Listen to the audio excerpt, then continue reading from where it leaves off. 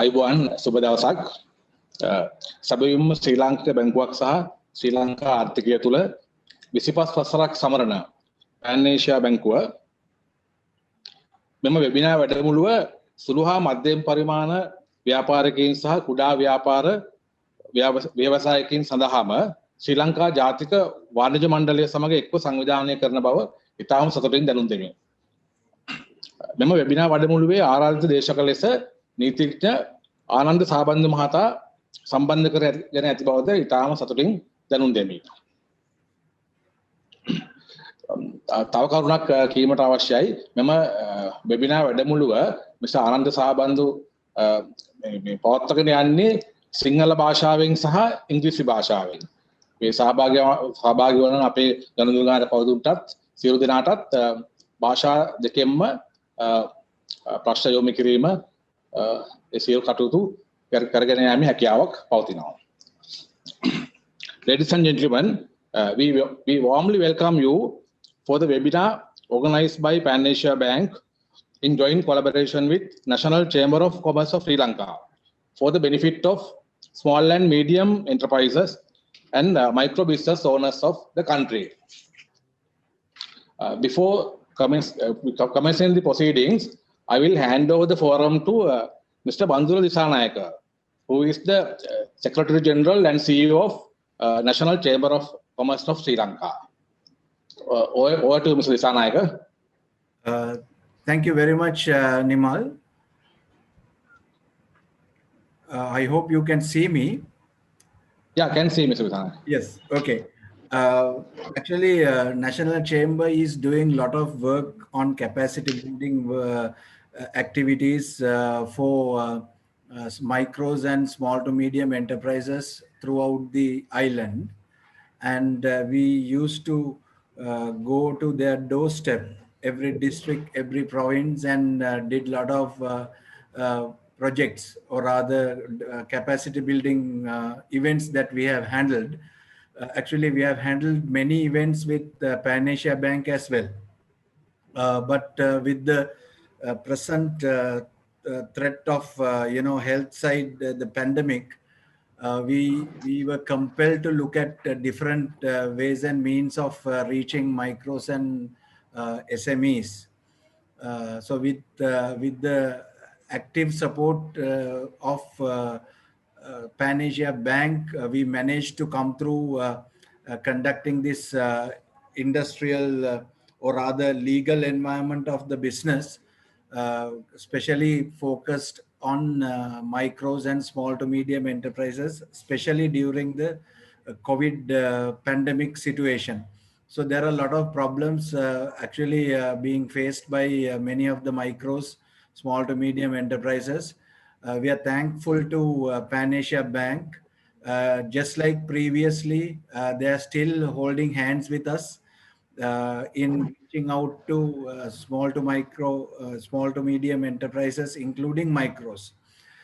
So it's basically Pan Asia Bank is a great supporter of micro, small, medium enterprise capacity building programs of the National Chamber.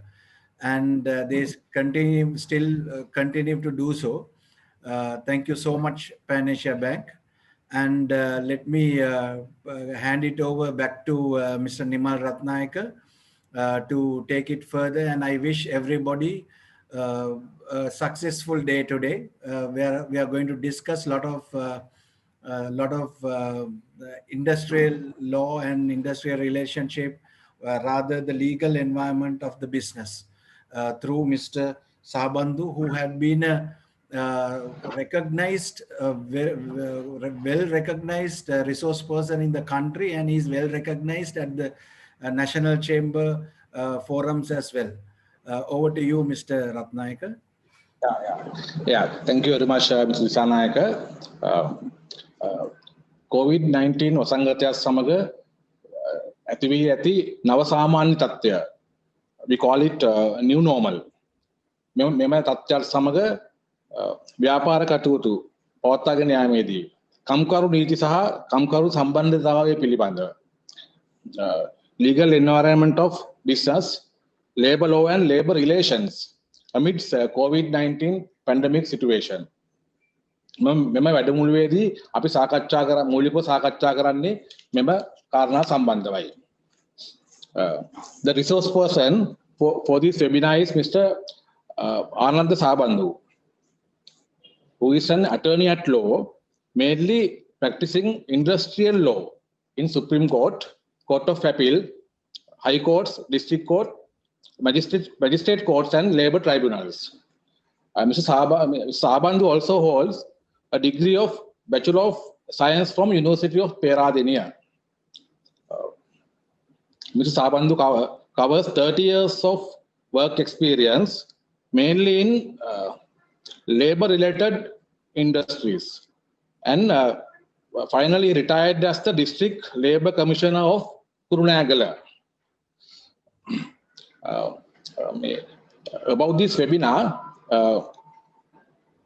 the audience will have an opportunity to raise questions. We will have a questions and answer session at the end of the webinar, where you can verbally raise your questions, as well as during the live streaming, the audience can submit their questions for clarification for Mr. Sabandu. Thank you very much. Over to you, Mr. Sabandu. Yeah, now this is industrial law and industrial relationship. That is the topic that we are going to discuss within this number of hours. That is industrial law, කාර්මික නීතිය සහ කාර්මික සම්බන්ධතාවය. ඕනෑම තැනක ගත්තොත් එහෙම නීතිය කියන එකක් තියෙනවා, ඊට පස්සේ සහ සම්බන්ධතාවය කියන එකක් තියෙනවා. That is in short, if I say, අපිට නිකන් කියන්න පුළුවන් 10 10 100යි කියලා. සමහර විට මේ රිලේෂන්ෂිප් කියන තැනදී අපිට 10 10 99යි කියලා කියන්නේ, එහෙම නැත්නම් 101යි කියන්නේ. There are some flexibilities. අපි මේ නීතිය කියන එක තියෙනවා, ඒක නීතියම තමයි අධිකරණය තුල, නීති පද්ධතිය තුල. නමුත් අපේ ක්‍රියාකාරකම් වලදී අපි නිතරම උත්සාහ කරනවා ඒක දෙපාර්ශ්වයේම සමසේ විදගන්නට දෙපාර්ශ්වයටම හැකි වෙන ආකාරයට මේ ස්මූත් ගමනක් අපි යන්න. ඒ කියන්නේ රිලේෂන්ෂිප් කියන එක ඇත්තෙන්ම ගත්තොත් එහෙම ලෝ එක කියන එකට වඩා එහා ගිය දෙයක්. දැන් මෙතන මේ ඉන්ඩස්ට්‍රියල් ලෝ, ඉන්ඩස්ට්‍රියල් රිලේෂන්ෂිප් කියන්නේ කවුරු අතරද? අපි මේ මූලිකවම තියෙන්නේ ඉන්ඩස්ට්‍රියල් ලෝ කියන එකයි ඉන්ඩස්ට්‍රියල් රිලේෂන්ෂිප් කියන එකයි අපි සම්බන්ධ වෙන්නේ කවුරු අතරද? මේ කාර්මික සම්බන්ධතාවය අපිට සම්බන්ධ වෙන්නේ සේවකයා සහ හාම්පුතා කියන දෙපාර්ශ්වය අතර. The law or the industrial relationships between the employer and the employees, or the employers, or with the employees, or employers. Sometimes it can be employers with one employee. That is the relationship between them. මේ relationship එක කරගෙන යන්නට මේ කම්කරු නීතිය කොහොමද සහ සම්බන්ධතාවය ගොඩනගන්නේ? දැන් මේ කම්කරු නීතිය කියන එක ඉතාමත්ම සරලයි. මේ කම්කරු නීතිය පටන් ගන්නේ අපි මේක විවාහ ගිවිසුමත් එක්ක සම්බන්ධ කෙරුවොත් එහෙම විවාහ ගිවිසුම ලිඛිත ගිවිසුමක් බවට පත් වෙනවා. මෙතනත් ඒ කියන්නේ කාන්තාවක් සහ පුරුෂයෙක් අතර ඇති වෙන ලිඛිත ගිවිසුම. අනිත් පැත්තෙන් මේ කම්කරු නීතිය ගත්තොත් එහෙම that is between worker and the employer. Employer can be a company or one single person or number of persons that way. එතකොට මේ කාර්මික නීතියට අපි එන්නේ ඒ කාර්මික නීතියට සහ සම්බන්ධතාවයේ පටන් ගැනීමත් සමගයි. දැන් අපි මෙතන මේ සෙමිනාර් එකේදී අපිට හම්බ වෙන හාම්පුතුන් ඉන්නවා. ඒ හාම්පුතුන් යටතේ වැඩ කරන සේවකයින් ඉන්නවා. ඒකට උදාහරණයක් හැටියට A කියන පුද්ගලයෙක් B කියන හාම්පුතෙක් ගාවට සේවයට එන්න ඕනේ කියලා අදහසක් ඇති කරගත්ත පළියට මේ සම්බන්ධතාවය ගොඩනැගින්නේ නැහැ. මේ සම්බන්ධතාවය ගොඩනැගෙන්නේ දෙපාර්ශවය සාකච්ඡා කරලා යම්කිසි දිනකදී මේ નિયમિત ගිවිසුම පරිදි සාකච්ඡා කරගත්තා වූ ගිවිසුම පරිදි අපි එකතු වෙනවද යම්කිසි වැඩක් වෙනුවෙන්. මොකද්ද අපේ මොටිවේෂන් එක? බලාපොරොත්තු වෙන්නේ මොකද්ද? මේ බලාපොරොත්තු වෙන්නේ අපි අපේ ශ්‍රමය හාම්පුතාට දෙනවා. හාම්පුතාගේ නිෂ්පාදනයට හවුල් වෙනවා. ඒ හාම්පුතා සේවකයින්ව බලා ගන්නවා. දැන් මේ අපි කතා කරුවේ දෙපාර්ශවයක් අතර කතා කරලා වැඩට එකතු වෙනවා. නමුත් මේ දෙපාර්ශවයක් එක්ක කතා කරුව පළියට දෙපාර්ශවයක් අතර කතා කරනවායි කියලා කියන්නේ the agreement, the verbal agreement that is also some sort of a relationship between the worker and the employer. ඒ කියන්නේ මේ සාකච්ඡා කරලා වාචික කිවිසුමක් වෙනවා මේ සහ සම්බන්ධතාවයට. ඒ එක්කම ඊට එහා ගිය එකක් තමයි the agreement, the written agreement. ඒ කියන්නේ ලිඛිත කිවිසුමක්. ලිඛිත කිවිසුමක් කියලා ගත්තොත් එහෙම that is the letter of employment. Letter of employment. That is between the employer signs the letter of appointment to the worker giving the conditions. මේ කොන්දේසි කිහිපයක් දීලා ඒ කොන්දේසි කිහිපයට එකගතාවයක් තමයි මේ අත්සන් කරනු ලබන්නේ. That is you call the written agreement. ඒ එක්කම අපි ගාව තියෙනවා තව එකක් මේ හැඟීමෙන් by implication. සේවකයෙක් දන්නවා මම හාම්පුතාගේ සේවකයෙක් කියලා. හාම්පුතත් දන්නවා ඔහු මගේ සේවකයෙක් කියලා. ගිවිසුමක් වාචිකව කතා කිරුවේ නැති වුණත් ලිඛිතව ඉදිරිපත් කිරුවේ නැති වුණත් but they know there's a certain relationship. Either they don't have the written agreement, either they don't have a verbal agreement. Now they have a by the implication. Implication තමයි කියන්නේ මේ දෙන්න අතර හැඟීමක් තියෙනවා. ඔන්න ඔය කියන යම්කිසි දිනයක් ඉඳලා මේ සේවකයා හාම්පුතා යටතේ under the employer යම්කිසි කාලයක් ගිහිල්ලා එයාගේ සේවය අවසන් වෙනවද? ඒ අවසන් වෙන්නේ කොහොමද?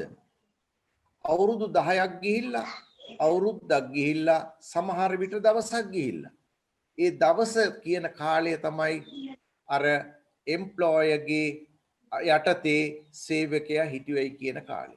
එතකොට ඒ දවසට වෙන්න පුළුවන් කාර්මික නීතිය වළංගුයි. ඒ අවුරුද්දට වෙන්න පුළුවන් කාර්මික නීතිය වළංගුයි. ඒ අවුරුදු 10ක කාලයට වෙන්න පුළුවන් කාර්මික නීතිය වළංගුයි. Then thereafter how the termination is taking place. සේවය අවසන් වන්නේ කෙසේද? Number 1, the worker can give his letter of resignation and go. මේ දැන් අපිට තියෙනවා ක්‍රමවිධි කිහිපයක්. දැන් සේවය අවසන් වෙන කාල පරිච්ඡේදයේදී සේවකයා හාම්පුතාගෙන් ඉල්ලා අස්වීමක් සිදු වෙනවා. That is, he is giving his letter of resignation to the employer saying that I am leaving on such and such a date. Right. Again, now he's a person, he is not in a situation to work thereafter. සේවය කිරීමට හැකියාවක් නැතිවීම අනුව දෙපාර්ශවයේ එකඟතාවයකින් දෙගොල්ලෝ ඉවත් වෙනවා මේ සේවක සාම්පුතා කියන සම්බන්ධතාවය ඉවත් කරමින්.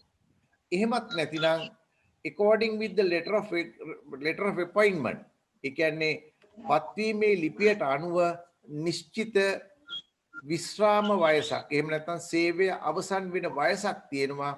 ඒ අවසන් වෙන වයසේදී එයා සේවයෙන් ඉවත් වෙලා යනවා. එහෙමත් නැතිනම් විනය විරෝධී ක්‍රියාවක්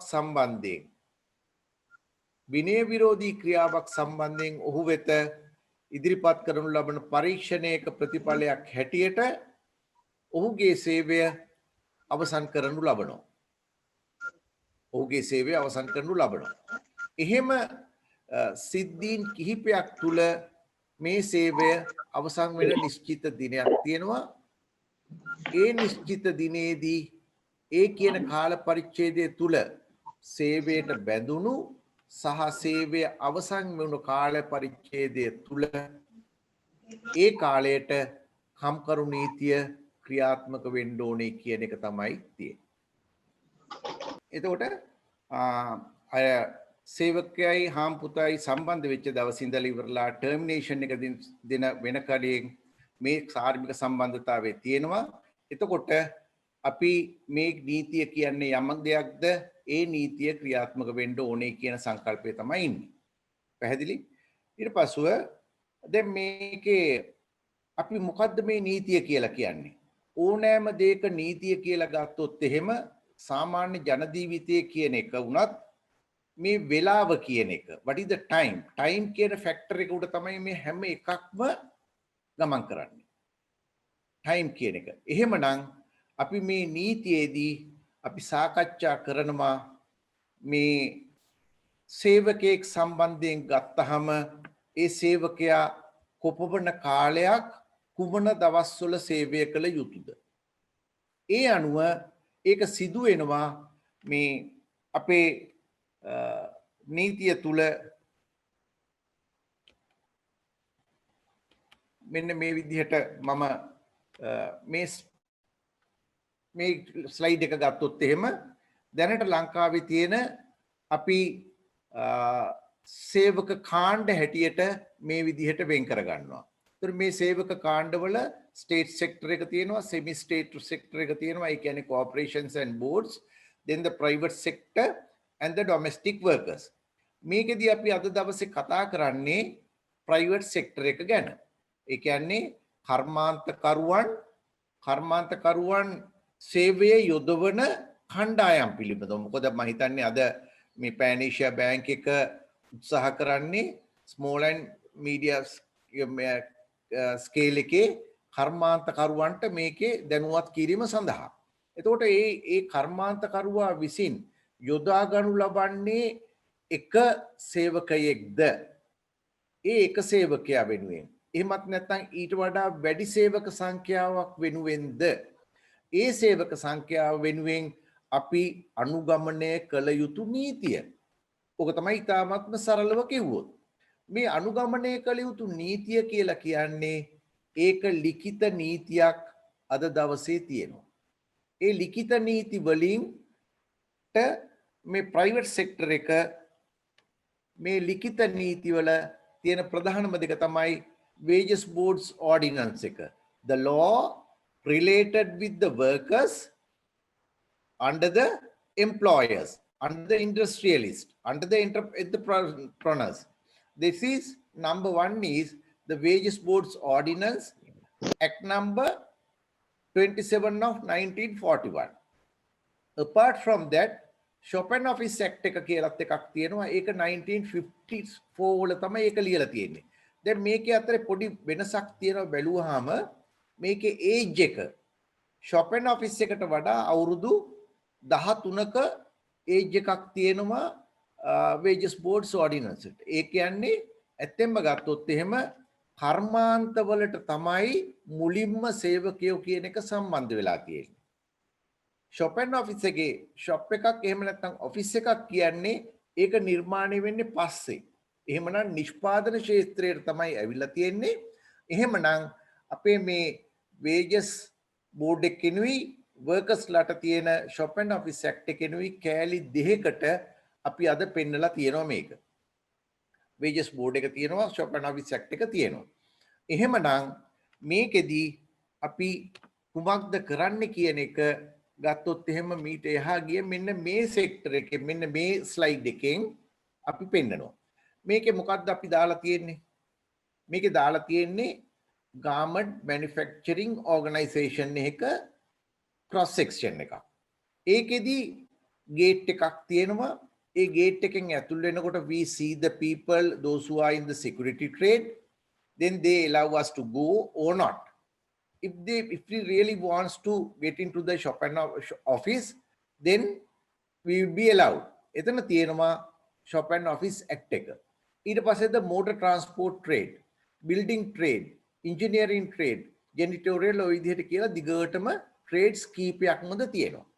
මෙන්න මෙතන තමයි ප්‍රධානම දේ අපි ගාව වැඩ කරන සේවකයා කවුද කියලා දැනගෙන තමයි එයාට රිලේටඩ් ලෝ එක ඇප්ලයි කරන්න ඕනේ. දැන් අපි කියනවා normally අපි කියනවා 45 hours work period එකක් තියෙනවායි කියලා within the week. ඒක පටන් ගන්නේ Monday පටන් ගන්නවා Saturday afternoon වෙනස් නතර වෙනවා කියලා කියනවා. That is ඔය 45 කියන එක අපි distribute කරනවා full 5 days වලට සහ another short working day එකට. එහෙමත් නැත්නම් අපි ඔෆිස් එකේ කියනවා full 5 days plus another half day කියලා.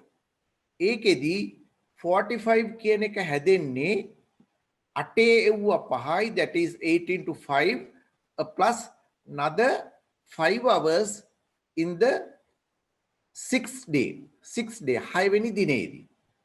දැන් මේක 6 day කියලා කිව්වහම 45 hours හැදෙනවා starting at 8 o'clock going up to 5 o'clock. That is totally 9 hours. May within 9 hours we have to have our meals and we will have to have our rest also. ඒ නිසා per day 8 hours වැඩ කරනවා.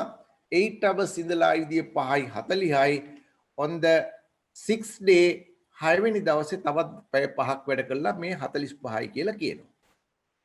Now what is happening if they work after 9 hours? අතිකාල අපි ගෙවනවා. එහෙමනම් අපි ගාව තියෙන ප්‍රශ්නයක් මේ අතිකාල ගෙවනකොට shop and office act එකට ගෙවන rate එක ද motor transport එකට ගෙවන්නේ. ඒ කියන්නේ අපි worker කෙනෙක් ගත්තොත් එහෙම ඒ workerට අපි decide කරන items මොනවද කියන එක මෙන්න මෙතනදී අපි පේනවා. Working hours per day. දවසට යා පැය කීයක් වැඩ කළ යුතුද? මේ දවසට වැඩ කළ යුතු පැය ගණන අපි decide කරලා තියෙනවා. ඒක හරියට දන්නේ නැතිනම් අපි ප්‍රශ්නයකට මුහුණ දෙනවා. ඒ නිසා මේ law එක කියලා කිව්වහම පොත ලොකු වුණාට අපි බය වෙන්න දෙයක් නැහැ. අපි ගාව වැඩ කරන අපේ ඉන්ඩස්ට්‍රි එක මොකද්ද? අපි ඉන්ඩස්ට්‍රි එක ඒක අපේ ඉන්ජිනියරින් ඉන්ඩස්ට්‍රි එකක් වෙන්න පුළුවන්. අපේ ඉන්ජිනියරින් ඉන්ඩස්ට්‍රි එකට අපිට ගන්න තියෙන අපි තෝරගන්න තියෙන law එක මොකද්ද? ඊට පස්සේ අපි ගාව ඉන්නවා motor transport trade එක. ඒ නිසා මේ හැම එකටම ලියවිච්ච one page single page එක කොලයක නීතිය කියලා එකක් තියෙනවා. පොඩ්ඩයි තියෙන්නේ. ඒක අනුගමනය කරන එක තමයි කියන්නේ. ඒ නිසා අපි මේකට කියනවා maintaining the minimum labor standards. ඔය minimum labor standards maintain කරන එක තමයි අපේ මේ කම්කරු නීතියේ තියෙන ප්‍රධානම දේ. මේක shop and office act එකට එනකොට සාප්පු සහ කාර්යාලයට එනකොට අපේ කාර්යාලයේ සේවය කරන කෙනාට එනකොට මේක ඊට වඩා ටිකක් වෙනස් වෙනවා. ඒ නිසා මේ දැනට ලංකාවේ ඇතුලේ මේ ස්ලයිඩ් එකේ අපේ කෙරවල එක තියෙනවා. ලංකාවේ මේ වෙනකොට wages boards 44ක් තියෙනවා. ඒ 44න් මොකද්ද මගේ ඉන්ඩස්ට්‍රි එකට බලපාන්නේ?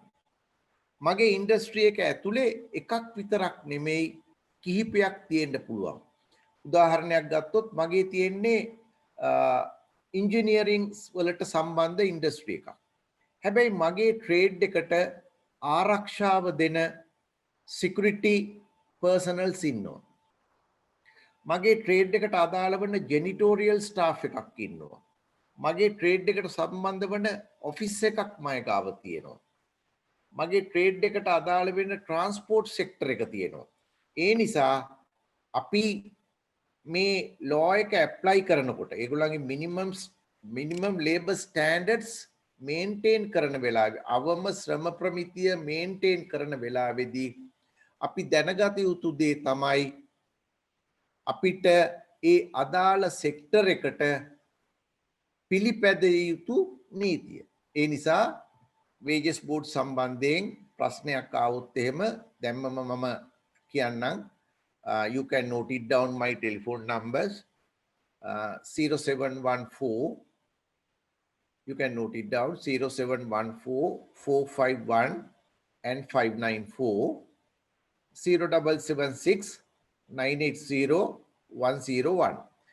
මේ අපි මේ කතා කරන දේ ඉතාමත්ම සරලව අපිට හොයාගන්න පුළුවන්. If you can just ring me down, then I can mail it to you what is the relevant law or the number of laws, right? එතකොට මෙතන අපේ තියෙන ප්‍රධානම දේ minimum labor standards. දැන් අපේ ප්‍රශ්නයක් එන්නේ කොහොමද? මේ කම්කරුවන් සහ හාම්පුතා අතර වෙන ප්‍රශ්නය ප්‍රධාන දේ කියනවා සේවකයා ඉල්ලනවා වැඩි පඩි. අපි කියමු ඒක හරි. හාම්පුතා කියනවා වැඩි වැඩ සහ નિયમિત වැටුප් කියලා. ඔන්න ඔය ස්ට්‍රගල් එක හැමතිස්සෙම තියෙන එකක්. ඒ නිසා මේක හරි විදිහට කරන්න නම් අපි මේ හැම දෙයක්ම නිශ්චිත වශයෙන්ම ලේඛනගත කරන්න ඕන. that we will have to maintain the records whatever the work that the worker do and whatever the payments and the other things that you do for the workers. එනිසා මේ law එකේ කියනවා records maintain කරන එක ගැන. ඒකේ responsibility එක තියෙන්නේ employer-ට.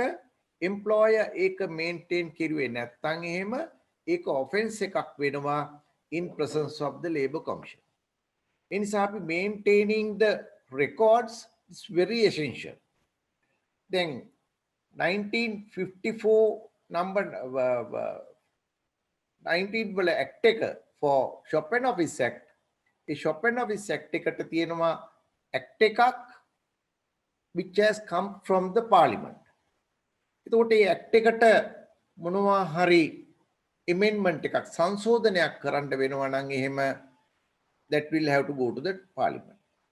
Wages boards ordinance ගත්තොත් එහෙම ඒ wages boards ordinance වල එක wages board එකට දැන් අපි සමහර විට අපේ experience තියෙනවා නම් අපි පත්‍ර කියවලා තියෙනවා නම් ගැසට් එක බලලා තියෙනවා නම් එහෙම ගැසට් එකකින් එනවා මේ wages boards වලින් අර පඩි වැඩි කරපු එක. ඒ කියන්නේ motor transport වෙන්න පුළුවන්, cleaning වෙන්න පුළුවන්, security වෙන්න පුළුවන්. හරි. ඒ හැම එකකම මේ රේට් එකක් වැඩි කරනකොට government decided wage එක මෙන්න act එකකින් එනවා. ඒ act එකකින් එන්නේ මෙන්න මේ විදිහේ පොඩි මම diagram එකක් හදලා තියෙනවා. දැන් ඒකට ඉස්සෙල්ලා මොනවද මේ diagram එකකින් හැදෙන wages boards වලින් ගන්නේ working hours per day, working hours per week, any short working day or half day. Short working day කියලා කියන්නේ මතක තියාගන්න Shop and Office Act එකේ ගත්තොත් එහෙම 5 hours වැඩ කරනවා within 6 hours. එතකොට ඒකේ latter part එක පස්සට තියෙන කොටස ඒක සේවකයාගේ අයිතියක්. ඉරිදා කියන්නේ සේවකයාගේ අයිතියක්. එතකොට ඉරිදායි සෙනසුරාදා half day එකයි අපි වැඩ කෙරුවොත් මොකද්ද සිදුවෙන්නේ? එතකොට wages board එකක ගත්තොත් එහෙම ඉන්ඩස්ට්‍රියල් මොකක් හරි අපි ඉන්ඩස්ට්‍රි එකක ගත්තොත් එහෙම ඒ ඉන්ඩස්ට්‍රි එකක ගත්තොත් එහෙම එයාගේ 5 hours වැඩ කෙරුවොත් අපි කියනවා ඒකට short working day. එයා වැඩට ආවොත් එහෙම අපි පිළිගන්නවා දවසම වැඩ කෙරුවා කියලා. එයා වැඩට ආවේ නැත්තම් ඒකෙදි අපි කියනවා එයා දවසක්ම ඒ වෙනුවෙන් නිවාඩු දාන්න ඕනේ කියලා. weekly holiday Saturday and Sunday මේ weekly holiday එක වෙන්න ඕනේද? අපි කියමුත් එහෙම සුපර්මාකට් එකක්, ෆාමසි එකක්, පෙට්‍රල් ෂෙඩ් එකක්, එහෙම වීක්ලි හොලිඩේ එක සැටර්ඩේ හාෆ් වලින් පටන් ගන්න සන්ඩේ මධ්‍යම රාත්‍රිය වෙනකන් යනවා නම් මේ රට දුවන්න බෑ. ඒ නිසා මේ වීක්ලි හොලිඩේ එක කියන එක ෆ්ලෙක්සිබල් වීක්ලි හොලිඩේ. ඒ කියන්නේ විචල්්‍ය වෙනවා. ඒක සමහර විට ටියුස්ඩේ තමයි හාෆ් ඩේ, වෙන්ස්ඩේ තමයි ෆුල් ඩේ නිමාඩුව. එක වෙනස් වෙනවා. වෙනස් වුණාට පස්සේ හොස්පිටල් එක ඒ විදිහටම ගෙනියන්න පුළුවන්. එයාට වීක්ලි හොලිඩේ එක ඇවිල්ලා ෆ්ලෙක්සිබල් විචල්්‍ය වීක්ලි හොලිඩේ එකක් තියෙනවා. That is, they get their weekly holiday that is changing from one to the other. ඒ විදිහට මේක යන්න පුළුවන්. Again, overtime rate එකක් තියෙනවා. Generally අපි දන්නවා overtime rate එක කියලා කියන්නේ එයා මාසෙකට වැඩ කරන general number of working hours. මාසෙක වැඩ කරන general number of working hours අපි කතා කරන්නේ පැය 200ක් කියලා ගන්න එක සෙක්ටර් එකක් තියෙනවා. පැය 240ක් කියලා ගන්න එක සෙක්ටර් එකක් තියෙනවා. shop and office sector එක කියන්නේ පැය 240ක් වැඩ කරනවායි කියලා. දැන් හොඳම උදාහරණයක් අපිට වෙන්නේ මේ overtime calculations වලදී. දැන් overtime calculations වල දැන් අපි දන්නවා garment industry එකක් ගත්තොත් එimhe සමහර විට එතන 2000ක් 3000ක් ඉන්න workersලා ඉන්නවා. ඒගොල්ලන්ගේ අපි ගණනය කෙරුවොත් එහෙම overtime rate එක අපි හදන්නේ 200ෙන් බෙදලා අපි එකහමාරෙන් වැඩි කරනවා. ඒ එකම එයාගේ 200ෙන් බෙදලා දෙකෙන් වැඩි කරනවා ඉරිදා දවසකට. 200ෙන් බෙදලා 3ෙන් වැඩි කරනවා පබ්ලික් හොලිඩේ එකකට. shop and office sector එක අනිත් පැත්තට ගත්තොත් එහෙම ඒකෙදි 240ෙන් බෙදලා එකහමාරෙන් වැඩි කරන එක විතරයි. දැන් garment trade එකේ අපි 24000ක පඩියක් තියෙන එක්කෙනෙක් ගත්තොත් එහෙම එයාගේ රේට් එක හදන්න තියෙන්නේ 200ෙන් බෙදලා. 200ෙන් බෙදුවොත් එහෙම එතන එනවා අපිට රුපියල් 120ක් පැයකට පඩිය. ඒක එකහමාරෙන් වැඩි කෙරුවොත් එහෙම ඒකට එනවා 180ක් 180 rupees per overtime hour. One who is working in a garment manufacturing trade gets per hour as overtime rate. දැන් මේක හරි ගස්සන්න පුළුවන් පුරුදු වෙලා තියෙනවා නම් කවුරු හරි worker කෙනෙක් in the office dividing by 240 කියලා 240 වලින් කෙරුවොත් එහෙම rate gets 100 into 1.5 is 150. Then Nishchitagya, the correct value is 180. The wrong calculation is 150. So මේ දෙක අතර වෙනසක් තියෙනවා 30 rupees per hour. එතකොට 30 rupees per hour calculate වුණොත් එහෙම අඩුවෙන් කවදා හරි මෙතන ඉන්න 3000 workers ලට එක worker කෙනෙක් දවස් මාසෙකට පැය අපි just ගණනය කරමු පැය 50ක් වැඩ කරලා තිබුණයි කියලා. එතකොට 3000 වැඩි කිරීම 50 වැඩි කිරීම රුපියල් 30 කියන විශාල අගයක් එනවා 45යි. ඒ කියන්නේ 4.5 million ඔන්න අපි මේ නොදැනුවත්කම නිසා අපි ගණනය කරලා තියෙන්නේ වැරදි. Because the person who has done the correct calculation, he or she is not thoroughly known to the real calculation. Then මෙතන මෙයාගේ industry එක ලොකු නිසා he gets about 4.5 million paid 4.5 million less than the correct amount. එකපාරට මේක ගෙවන්න කිව්වොත් එහෙම for number of months මෙයා ප්‍රශ්නයකට වෙනවා. ඒ නිසා අපි මේ කතා කරන්නේ small and medium scale. නමුත් small and medium scale එකක වුණත් අපි කියමු workers about 25 workers. මේ වැරද්ද කෙරලා තියෙනවා. නමුත් මේ වැරද්ද කරන්න ඕනේ නියමිත විදිහට අර සටහනේ පරිදි as I said earlier අපි ගාව තියෙනවා. How many hours, what is the overtime rate, then what is the weekly holiday, how you are going to, if you are going to employ them during a weekly holiday, how you what is the remedy on the other side. ඔය සියල්ලම ඉතාමත්ම සරලව තියෙනවා. එතකොට මේ wages board එකක් ගත්තොත් එහෙම wages boards අපි ගාව තියෙනවා අපි කතා කරුවා wages board එකක් කියලා කියන්නේ just like අපේ ගමේ තියෙන සුබ සාධක සමිතියක් වගේ. එහෙමත් නැත්නම් මේක සමහර විට මරණාධාර සමිතියක් වගේ. ඒ මරණාධාර සමිතියේ යම්කිසි තීරණයක් ගන්නවා. ඒ තීරණය නීත්‍යානුකූල තීරණයක් විය යුතුයි. It should be it should tally with the country law. නිශ්චිත වැදගත් සහ නීත්‍යානුකූල දේවල්. ඒකම on another place they too have that මරණාධාර සමිතිය. ඒගොල්ලෝ decisions ගන්නවා. හැබැයි මේ decisions වලට වඩා එතන ගන්න decisions වෙනස්. ඒ වගේ මේ තියෙන අපේ ස්ලයිඩ් එකේ අපි තියෙන්නේ employer representatives ලා ඉන්නවා. worker representatives ලාත් ඉන්නවා. employer representative එක employers federation of Ceylon ඉන්නවා. trade unions ඉන්නවා.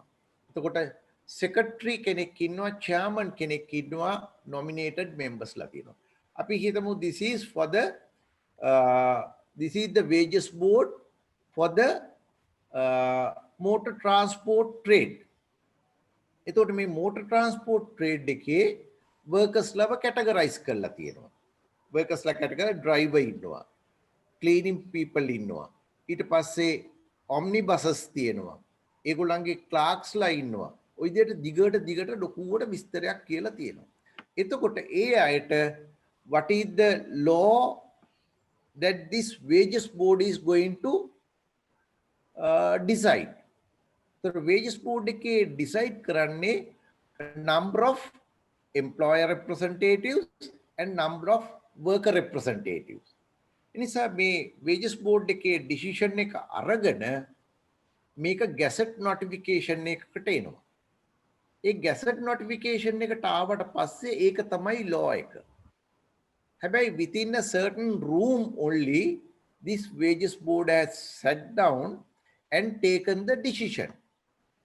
ඒක හැම එක්කෙනාම දන්නේ නැති නිසා the decision සාමාන්‍ය gazette එකක් ගත්තයන් පස්සේ they call for objections. විරෝධතාවයන් තියෙනවා නම් එන්න කියනවා. ඊට පස්සේ විරෝධතාවයන් එක්ක again the wages boards meet and take the final decision. Then the law will be according with the gazette notification. Not only the salary will be decided at this wages board. Salary තියනවා වගේම working conditions. ඒ working conditions සේවා තත්වයන් තමයි අපි කතා කරුවේ. එයා වැඩ කළ යුතු පැය ගණන, එයාට හිමිවන ප්‍රසිද්ධ නිවාඩු ගණන, එයාගේ overtime rate එක කෙරෙන්නේ කොහොමද, that is on a normal day how we'll have to work out, on the short working day how the employer will have to work out, then on the public holiday how they will have to work out, on the weekly holiday කොහොමද work out කරන්නේ. ඔන්න ඔය සියල්ල තමයි working conditions කියලා කියන්නේ. ඒ නිසා shop and office act එක ගත්තොත් එහෙම ඒක rigid එකක්. any amendments parliament එකට යන්න ඕනේ. හැබැයි wages boards වලදී ඒ wages board එක decide කරනවා කොහොමද අපි මේක වෙනස් කරන්නේ කියලා. ඒකට tripartism කියලා අපි කියනවා government එකයි employers ලයි employees ලයි ඉන්න වෙලාවේදී. ඒක තමයි මේ ගත්ත decision. එතකොට අපිට ඒ decisions ඒ කියන්නේ working hours ඔය කියන සියලු දේ අපිට සිදු වෙනවා වැඩ කටයුතු කරන්න ඒ wages boards එක්ක අන්තුරුව අපි අපේ සාමාන්‍ය නිවාඩු වලදී තියෙනවා annual holidays වාර්ෂික නිවාඩු. ඒ වාර්ෂික නිවාඩුත් ඒ පොඩි ලියවිල්ලේ තියෙනවා. casual holidays තියෙන තැන් තියෙනවා. දැන් shop and office sector එකේ ගත්තොත් එහෙම you have annual holidays as well as casual holidays. But in the case of engineering trade, you don't have casual leave. Casual leave කියලා එකක් නැහැ. Only the annual leave and the weekly holidays, Poya holidays, ඔය සෑම දෙයක්ම තියෙනවා. දැන් මේ පෝය holidays කියන එකට ආවොත් එහෙම පෝය holiday කියන්නේ shop and office act එකකද wages boards ordinance ද හැමතැනම එකයි. දැන් පෝය day කියලා ගත්තොත් එහෙම අපිට ටිකක් අනිත් දවස් වලට වඩා වෙනස්. දැන් public holiday එකක වැඩ කෙරුවොත් අපිට නීතියේ කියනවා එදාට ගෙවන පඩියට අමතරව තව දවසක පඩියක් ගෙවන්න කියලා. එහෙම නැත්නම් අපිට කියනවා නීතිය එදා වැඩ කෙරුවාම ඒ වෙනුවට on or before end of the year that we will have to give them leave හිලව් නිවාඩුවක් දෙන්න කියලා. Now what is happening when we are going to employ them on a Poya day? පෝය දවසක වැඩ කෙරුවොත් එහෙම අර විදිහට දවසක වැටුපක් ගෙවන්න කියන්නේ නැහැ. දවසක වැටුපක් නෙමෙයි දවසට අමතරව එදා තියෙන වටිනාකමට අමතරව දින භාගයක වැටුපක් තමයි ගෙවන්න කියන්නේ. හේතුව the government we want to encourage them working on a Poya day to discourage them only. දවසට යාට ගෙව්වේ රුපියල් 600 නම් එයාට සම්පූර්ණයෙන්ම වැඩ කෙරුවොත් එදාට ගෙවන්න තියෙන්නේ අර නිශ්චිත 600ට අමතරව තව 300ක් විතරයි. පෝය is a holiday, a paid holiday. If you get them work on a pooy day, that the employer should not give them a leave due to that reason. ඒ වෙනුවෙන් වෙනත් හිලව් නිවාඩුවක් දිය යුතුයි කියලා ඇත්තේ නැහැ. ඒක තමයි the minimum standards. හරි. දැන් මේ minimum standards කතා කරුවාට මේ worker කෙනෙක් වැඩ කරනකොට අපි ගාව තියෙනවා ಜಾති දෙකක්. එකක් the market price and the government decided wage. අද දවසේ government rates වලට වඩා ගොඩක් වැඩිපුර workersලට ගෙවන්න ඕනේ රටාවක් තමයි තියෙන්නේ. ඒ අනුව අපි අර රේට් එක minimum labor standards වලට හරි හැබැයි by practice අපි ගාව අත්උදව්කරුවෙක් building trade එකේ අත්උදව්කරුවෙක් රුපියල් 800කට හොයාගන්න බෑ. ඒක තමයි the market price. But working conditions සේවා තත්ත්වයන් අපි විසින් ඇති කළ යුතුයි කියලා කියනවා.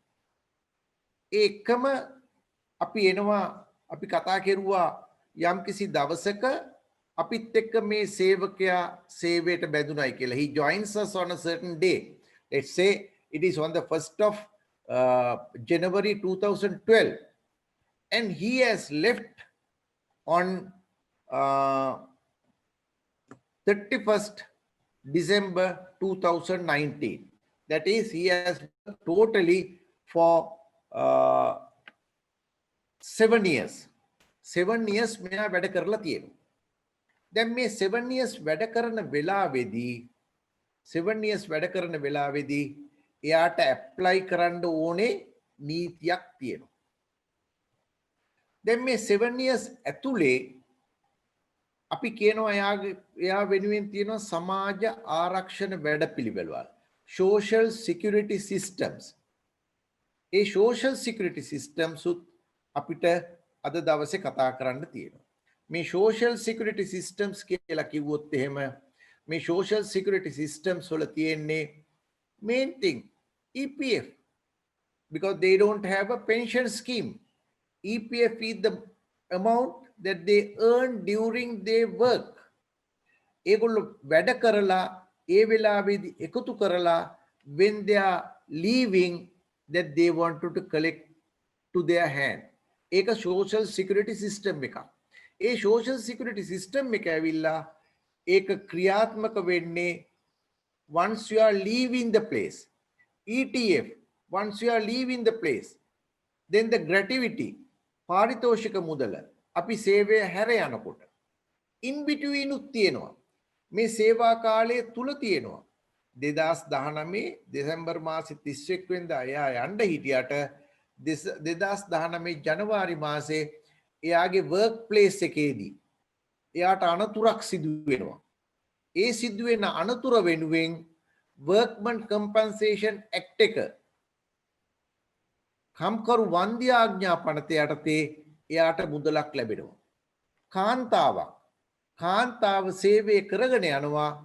කාන්තාවට දරු ප්‍රසූතියක් ලැබෙන මොහොතේදී කාන්තාව වැඩ නොකර ඒ වෙනුවෙන් ප්‍රතිලාභයක් ලබා ගන්නවා. That is also one of the social security systems. ඒ කියන්නේ social security systems දෙකකට කැඩෙනවා. එකක් සේවය හැර යනකොට අනිත් එක සේවා කාලය තුලදී. එහෙමත් නැත්නම් අපිට වෙනවා අපේ ඉන්ඩස්ට්‍රි එකේ හැටියට ඒ ඉන්ඩස්ට්‍රි එක හොඳට ගමන් කරනවා. හැබැයි සමහර අවස්ථාවලදී අපිට පේනවා මේ වර්කර්ස් ළම මේ ඉන්ඩස්ට්‍රි එකට බරක් වෙලා. That is some sort of a burden. The workers are burdens. Why? They are not in a position to pay, really speaking, at a point like this, which started from March 2020, the COVID problem came up and the employers, they were happy with them. But the business, either the production is there, the workers, the employers are not in a position to move them. ඒක කරගන්න බැරි වෙච්ච නිසා මේ harm පුතුන්ට ප්‍රශ්නයක් තියෙනවා මේ workersලා සම්බන්ධයෙන්. එතකොට මේ workersලාව කොහොමද අයින් කරන්න පුළුවන්ද? They are also unhappy. The employer is unhappy, the workers are unhappy. ඒ නිසා මෙතනදී අපි එවැනි ස්ථානවලදී අපි ගාව තියෙනවා negotiations. Even the workers, they know that the employer is not in a position to run with us.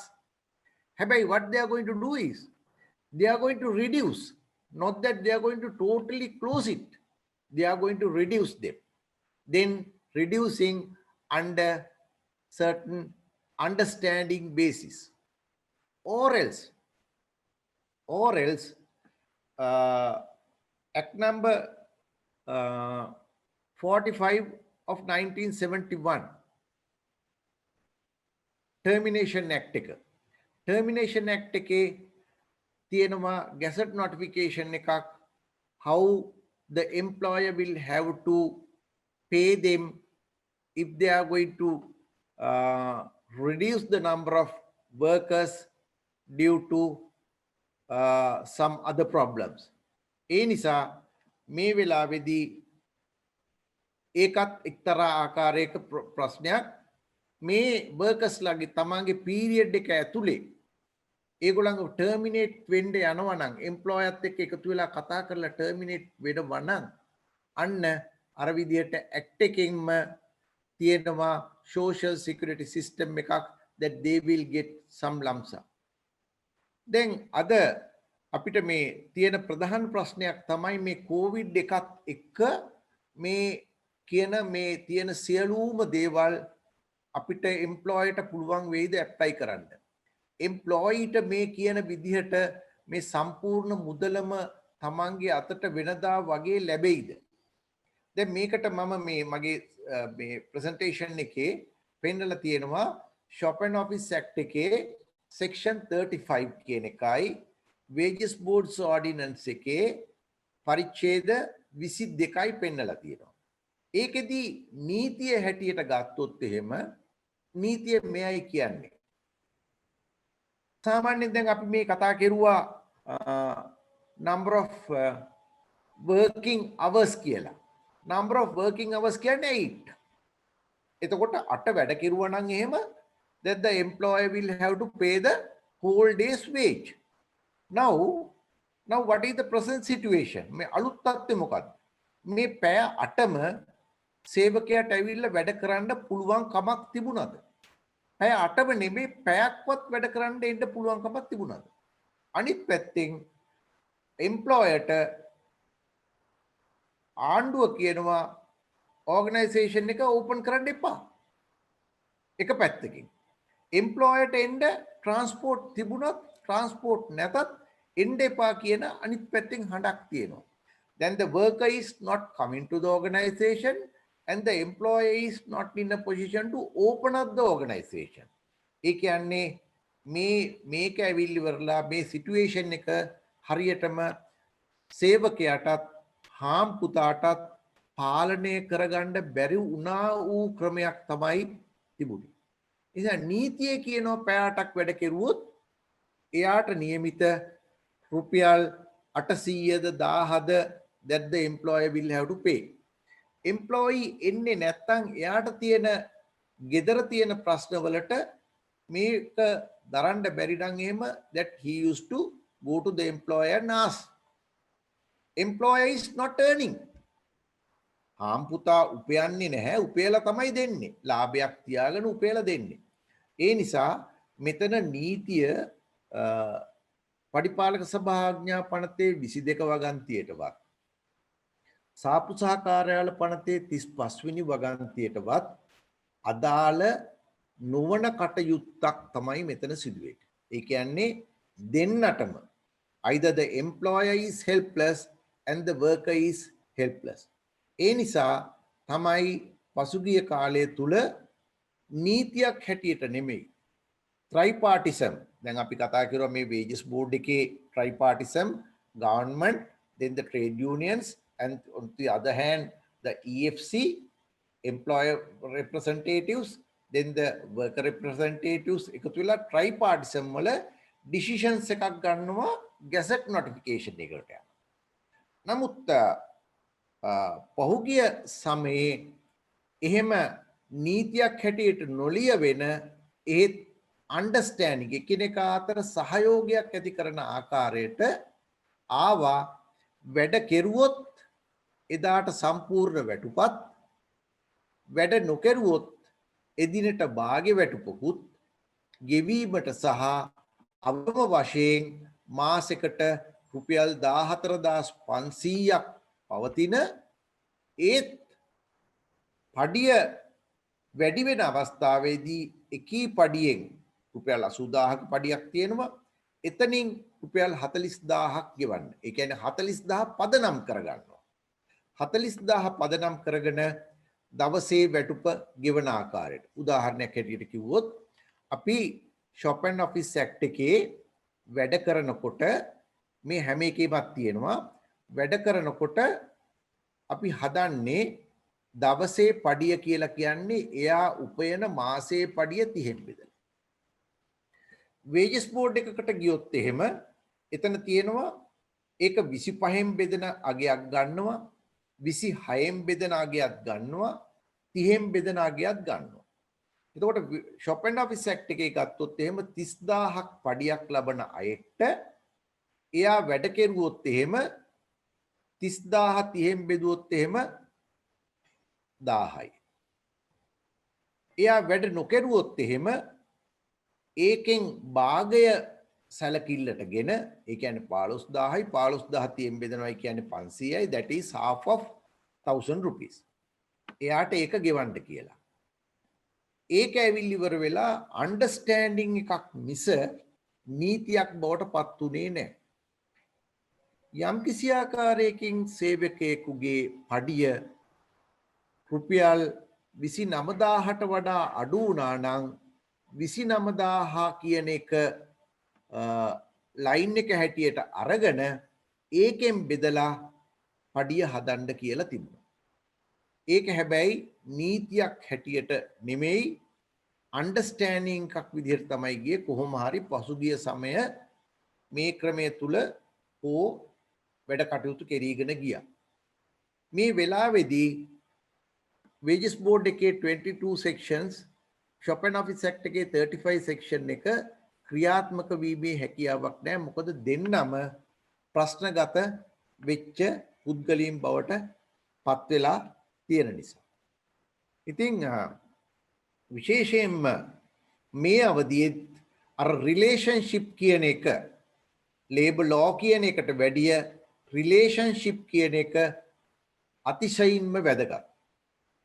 මේ අවධිය වගේමයි හැම අවධියකම මොකද අපි අවසාන වශයෙන් ගත්තොත් එහෙම තියෙන්නේ රටේ හාම්පුතයි සේවකයයි එකතු වෙලා තමයි මේක නිර්මාණය කරන්නේ. මේ නිර්මාණය කරන්න දෙන්නගේ සහයෝගය තියෙනවා. එතනදී අපි පවුලක් හැටියට වැඩ කරන්න ඕනේ. ඉල්ලීම් කියන එක දිනන්න ඕනේ. හාම්පුතාගේ කොටස වැඩි දියුණු කරලා ඒකෙන් කොටසක් සේවකයින් අතර බෙදෙන විදිහේ සෝෂල් ඩයලොග් එකක් ඇති වෙන්න ඕනේ. ඒක තමයි අන්ඩර්ස්ටෑන්ඩින් එක. එතකොට රිලේෂන්ෂිප් එක දෙන්න අතරේ තියෙනවා නම් ඕවර් ටයිම් කියන ප්‍රශ්නයට ඒක ප්‍රශ්නයක් නෙමෙයි. හා කියලා එම්ප්ලොයර්ගේ ඉල්ලීමකට හා කියලා කියන්නට එම්ප්ලොයිස්ලා එකඟ වෙනවා. එම්ප්ලොයිස්ලාගේ ඉල්ලීමට හා කියලා කියන්න වර්කර්ස් මේ හාම්පුතා එකඟ වෙනවා. ওই විදිහේ ප්‍රශ්නයක් තමයි තියෙන්නේ. ඉතින් මෙතනදී අපි ප්‍රධාන වශයෙන් දැනගන්න තියෙන දේ තමයි මේ අන්ඩර්ස්ටෑන්ඩින් ලෝ එක. ඒක ලෝ එකකට වැඩිය දෙපාර්ශවය අතර සුහදතාවය. ඒ සුහදතාවයකින් තමයි ආයතනයක් ඉස්සරහට ගෙනියන්න පුළුවන් වෙන්නේ. නැවතත් අපි බ්‍රීෆ් කෙරුවොත් එහෙම මේ මුළු පද්ධතියම shop and office act එක කියන එකට සහ wages boards ordinance කියන එකට තමයි වෙනස් වෙන්නේ. ඊට පස්සේ මේ wages boards ordinance කියන එක wages boards 44ක් තියෙනවා. ඒ 44ට members-ලා පත් කරලා ඒ කාලයට decisions එනවා. ඒව අප්ඩේට් වෙන්න ඕනේ. මේ ඉන්න හාම්පුතාලා ඒකේ කර්මාන්තය සුළුද මහ පරිමාණයද මධ්‍යම පරිමාණයද කියන එකට වැඩිය they will have to get themselves updated and they will have to get to know this. Otherwise වැටු වැඩි කරලා තියෙනවා but they don't know, then they will be applying that. එතකොට areas එකක් හැටියට ලොකු ගාණක් එනවා. වැටුක් ගැන කියනකොට you must be knowing the act number 4 of 2016 2016 අංක 4 කියන පනතේ තියෙනවා අයවැය සහන දීමනාව කියලා එකක්, budget relief allowance කියලා. ඒක ගැන හරි වැදගත්. ඒක ගැන කියවන්න ඕනේ. ඒ එකම මිනිමම් wage එකක්, national minimum wage එකක් තියලා තියෙනවා act number 3 of 2016 2016 අංක 3 කියලා පනතක්. ඒ එකම තියෙනවා 2005 අංක 36 කියලා පනතක්. ඒ තුන ඉතාමත්ම වැදගත්. මේ අප්ඩේට් වෙන ගැසට් නොටිෆිකේෂන් එකේ තියෙන ගණන බොහෝ දුරට ඔය ගැසට් නොටිෆිකේෂන් එකේ තියෙන ගණනට වැඩිය විශේෂයෙන්ම කර්මාන්තවල ඉන්න සේවකයින්ට හාම්පුතෙක්ට විශාල මුදලක් ගෙවන්න තියෙනවා. ඒගොල්ලන්ගේ ස්කිල්ස් එක, ඒගොල්ලන්ගේ දක්ෂතාවය, ඒගොල්ලන්ගේ නිපුණතාවයන් එක්ක. එතකොට ප්‍රධාන වශයෙන් රෙකෝඩ්ස් මේන්ටෙනන්ස් කියන එක ආයතනයක් තුල මේ ලේඛන වල මේ සියල්ලම සටහන් කළ යුතුයි. පැමිණීම ඒ එක්කම අපි හදනවා මේ ලේඛනවලට පුරුදු කරන සේවක මහත්මයෙක්ව. නැතුව අයාලේ ගිය ආයතනයක් හැදුවොත් එහෙම දෙදෙනාගේ අතර තියෙන සම්බන්ධතාවය ඒගොල්ලෝ ඉතාමත්ම සරල කොට හඳුනනවා. That you will have to maintain all the records because that you will have to show that the employer is in a situation that he's smart. He's smart to say, yes, that he's the person, he has worked for number of days. He has gone on no pay for number of days. That he'll have to be advised then and there. Make a sampurna vinas venakota that you can't advise. Then and there you'll have to be in touch. Ek ataharinda honda naha. We'll have to see that their attitudes, how we are going to change the attitudes. So මේ workplace එකක ගත්තොත් එහෙම විනය කියන එක ඉතාමත්ම වැදගත් මේ workplace එකක් ඉස්සරහට ගෙනියන්න. එහෙම නැතුනොත් එහෙම මේක අතහැරියොත් අපි ඊට පස්සේ employees ලටත් ඒක ඉබේම අතහැරෙනවා. Then you can't take them to the correct track again. How when they join, how they have said that they will be working for you. නමුත් ඒ සිටුවේෂන් එක බොහෝ දුරට අපිට අත්දැකීම් තියෙනවා employer විසින් තමයි අතහැරලා තියෙන්නේ. ඒක ටිකක් රිලැක්ස් කරනවා. රිලැක්ස් කරලා ඉවර වෙලා they are very worried about their profit and other things. But you'll have to be with them. You'll have to be with them. How you'll have to follow them. How? ඒ නිසා disciplinary inquiries අපි පවත්වන්න ඕනේ. ඒවා තියන්න ඕනේ. තියලිවරලා we'll have to, because we'll have to show the others there's a certain system කියන එක. එහෙම නැතුව දැන් ඒක කාර්යාල ක්‍රම විදිහේ තියෙනවා. Either it is under the state sector or in the private sector, they do it. මේක කර්මාන්ත ශාලා පැත්තට ගියන් පස්සේ ටිකක් දෙපාර්ශවයේ රිලැක්ස් කරනවා. It is not good. So අපිට තව දෙයක් තියෙනවා කතා කරන්න ඉතාමත්ම වැදගත්. අපිට මේ man power labor ඒක private office හිටන් කරන එකක්. man power labor කියලා අරගෙන අපි හිතනවා ඉතාමත්ම ලේසි. workersලා 20 දෙනෙක් ගෙන්න ගත්තා. ඒ workersලා 20 දෙනා මොනවා හරි sector එකකදී work. The employer or the person who come with you for the agreement, එයාට සල්ලි ටික දීලා ඉවර වෙලා that we will be happy. We have no problem කියලා තමයි අපි හිතන්නේ. නෑ. ඒක ඊට වැඩි දෙයක් තියෙනවා. අපි හිතුවට let's say the security people. Let's say the janitorial people. Now you see them with a certain uniform. හැබැයි හිට දවසේ somebody will take up. Another group will take up. ඒගොල්ලෝ වෙන uniform එකක් දානවා. අපි for the number of heads, whether they have worked in the morning hours, whether they have worked in the evening hours, whether they are male or female, the rates are different. අපි මාසේ අවසානයේදී දීලා යනවා. Then we have an agreement. We have an agreement that the contractor will have to pay their correct salaries, EPF and ETF. If the gratuity is necessary, a gratuity ගෙවන්නත් ඕනේ කියලා අපි කියනවා. අපි EPF ගෙවනවායි කියලා agreement එකේ තිබුණු පළියට if that contractor hasn't paid the EPF, you can't go with that agreement to the Labour Commission and say, no, it is not our duty. It is the duty of the A to pay the EPF and ETF, those statutory dues to those workers. But the law says your organization, the owner of the organization is the principal employer. අපි යටතේ තමයි අර ඇවිල්ලි ඉවර වෙලා අපිට workersලව දෙන්නේ. මොකද manpower කියලා කියන්නේ we think that is very easier. Very easy කියලා අපි කියනවා. නමුත් ඒක එහෙම නෙමෙයි. ඒක එහෙම දෙයක් නෙමෙයි. ඒක ප්‍රශ්නගත සිද්ධියක්. අපි we are responsible.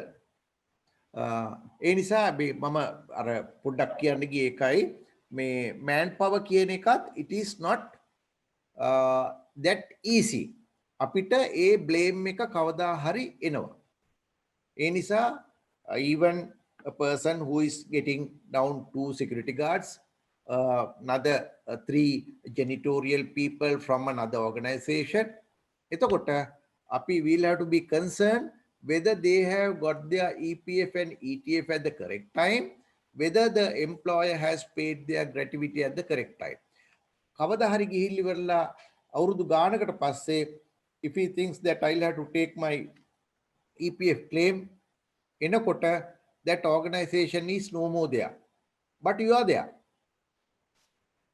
You will be the second respondent if the first respondent පළවෙනි වග උත්තර කරු නැත්නම් එහෙම the second respondent will have to take the responsibilities.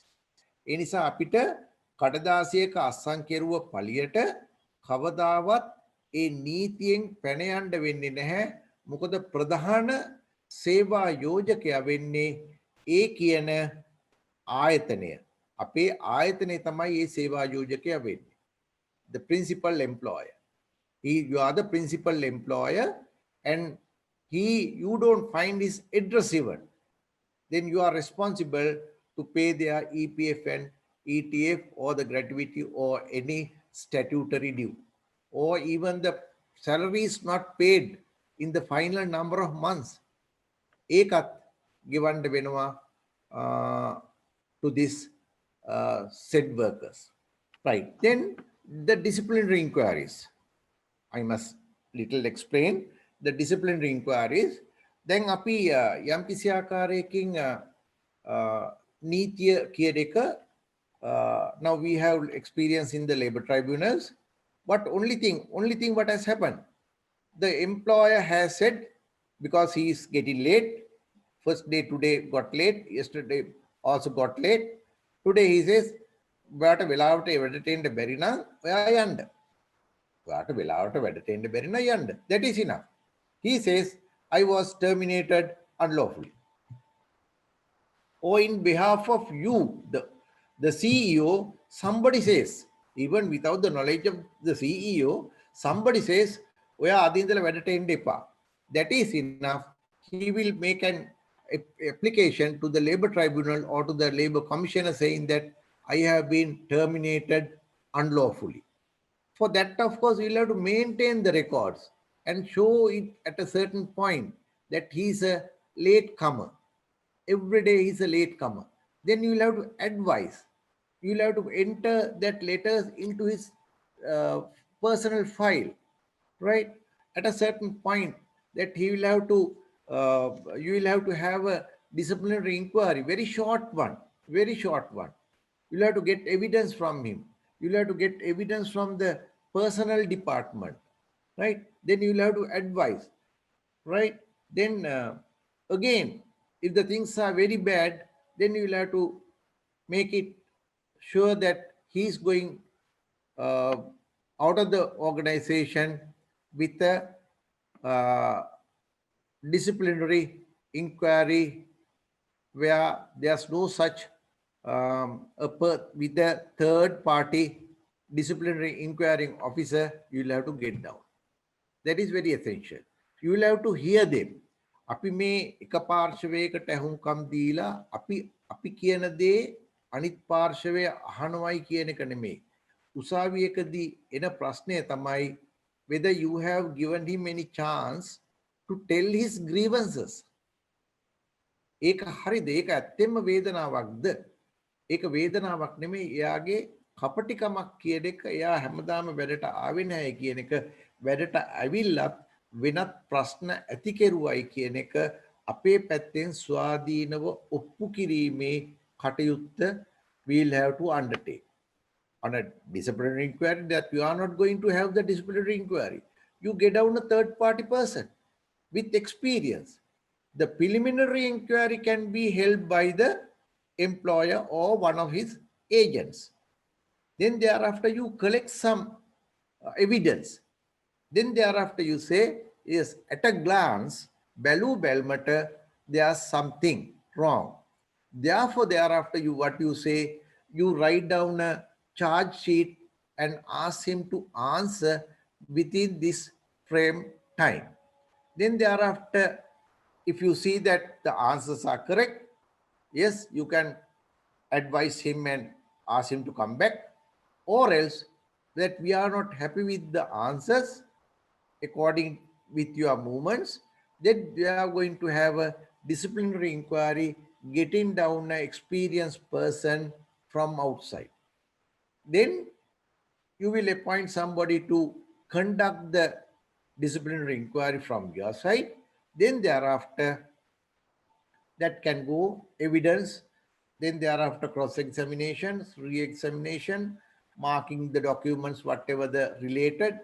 Then the inquiring officer can give a report and say what to be done for the person concerned. It is very essential because you are going with a pure hands to the courts. Unless otherwise, as you say, yes, don't come, that is not sufficient. The law think what was the transparency in this termination. As he says, it is unlawful. What are the steps that the employer has taken? Because the thing is, a person who was paid only 25,000 rupees, but you will have to be in the preliminary court, labor tribunal for 2 years, for 2 years at least, with the present situation. Going for 15 turns, that takes about 2 years, right? Therefore, it is very easier to handle these things because either otherwise you will be fed up with the industries. Why? Everybody says, ඔක්කොම කරන්න පුළුවන් මේ සේවක මහත්තුරුත් එක්ක තමයි හරි අමාරුව. Not they say machine එක්ක අපිට අමාරුවක් ගැන කියන්නේ නැහැ. They can replace a machine. If they want, if they don't have the main power line, they can get down a generator. But they can't replace the workers. Therefore, you'll have to be with them and the disciplinary should be take place there. Unless otherwise, if you relax, then that will be the end. Then again, if we go to the COVID situation, understanding law is number one to work in this situation.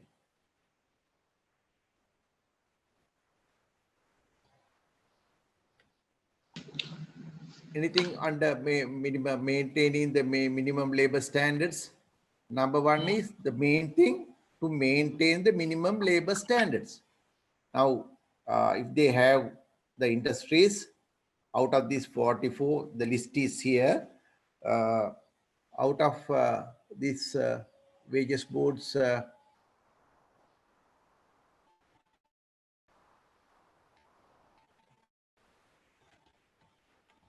out of these wages boards, you have the small paper, one side paper only, right? It is very easier to plantation sector, then the manufacturing, then thereafter services. That's all. Each and every trade, they have a, we have a small paper. If anybody wants here, you can just ring me up or send me SMS with your email address. I am in a position to send you. And anything other than that, the current Gazette notifications, if I get you the number of the Gazette notification, then you can download it and take it. It is in the website. It's very easier now. And to maintaining the records with the, as I said, 3 X, that is Budget Relief Act number 36 of 2005, 16 4 of 2016, and 3 of 16. Those, of course, you'll have to maintain. And any suggestions to these wages boards, even any employer, even if he's not a member of the wages board, he can bring it to the Labour Commission. These are the proposals that I am going to bring it, because he is a person who is in the experience. With his experience only, he says.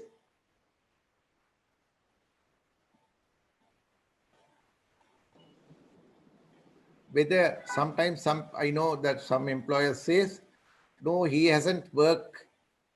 Whether he has worked to me, he hasn't signed anywhere. කොහෙවත් ඒ සේවකයා මගේ ගාව හිටියට වැඩ කරලා නැහැ. අස්සම් කරලා නැහැ. මම යාට පඩි දුන්නයි කියලා කොහෙවත් ලියලත් නැහැ. මගේ පඩිය කවදාවත් ඇතුළට දීලත් නැහැ. එහෙම කිව්වට but සමහර වෙලාවට ඒ සේවක කවුරුත් මිනිස්සු හැටියට එයා ගාව මොනවා හරි තියාගෙන ඉන්න document එකක් තියෙනවා. That can prove that the employer that worker has worked under you. Now we say watcher in a estate. Now the employer says, he is my friend, please give him 50 nuts of coconut. He is keeping this for some 30 years.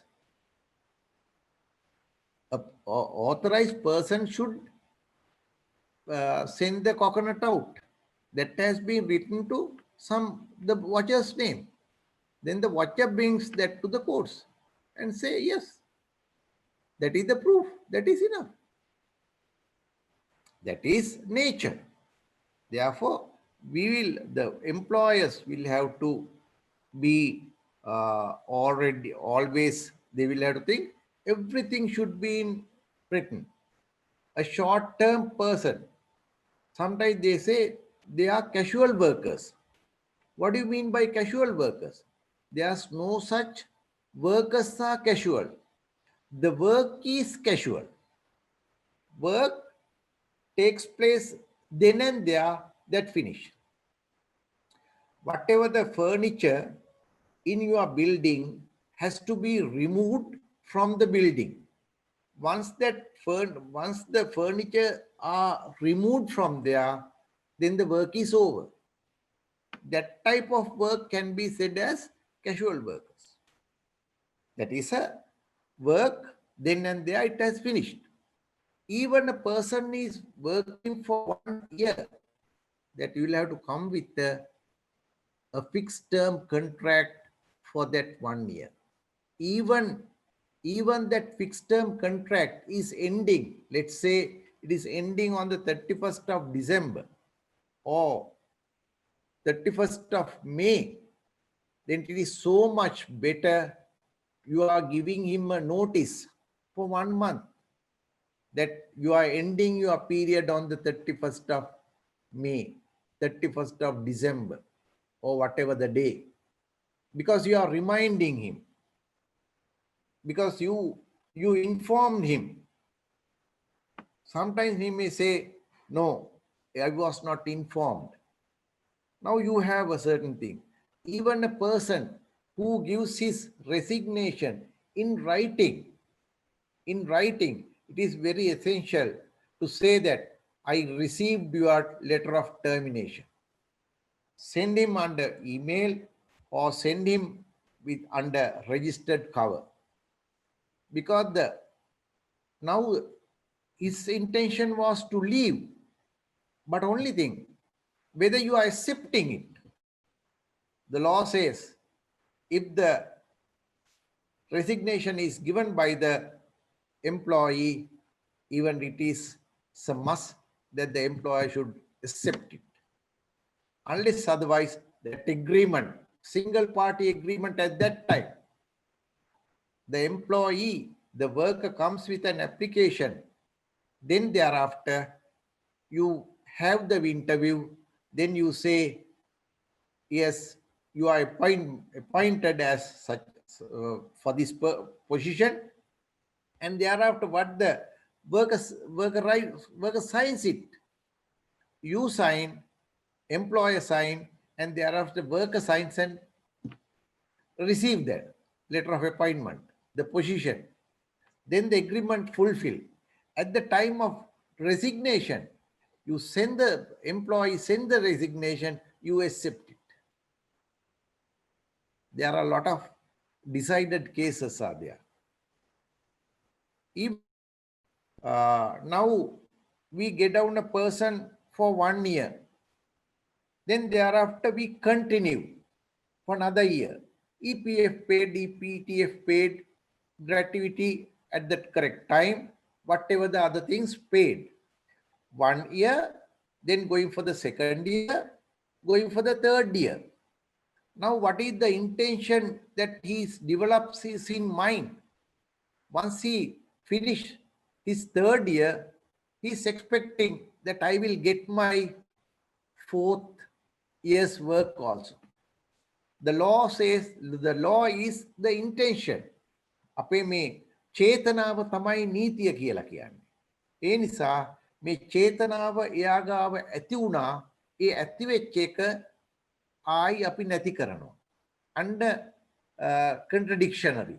A contradictionary ඇති වෙන්න නොෙන්න තමයි කටයුතු කරන්න ඕනේ. Even you write down an agreement for 1 year, then you are going to go for 2 years. Yes. Before ending that, send him a note saying that you are completing your second year. And also some people, they say, yes, the first year's contract will be terminated, then I am going for the second year. That has taken place for another 15 years, and they say, no, the agreement was terminated. No gratuity is allowed for them. No, it is correct. Because in the same roof, same person, going under many employers. It's correct. Because you are going to lease the organization to B. A is going to lease it to the B. Again, A is taking up, sending to C. But only thing, you work under your position, under same roof. Therefore, the continuation takes place.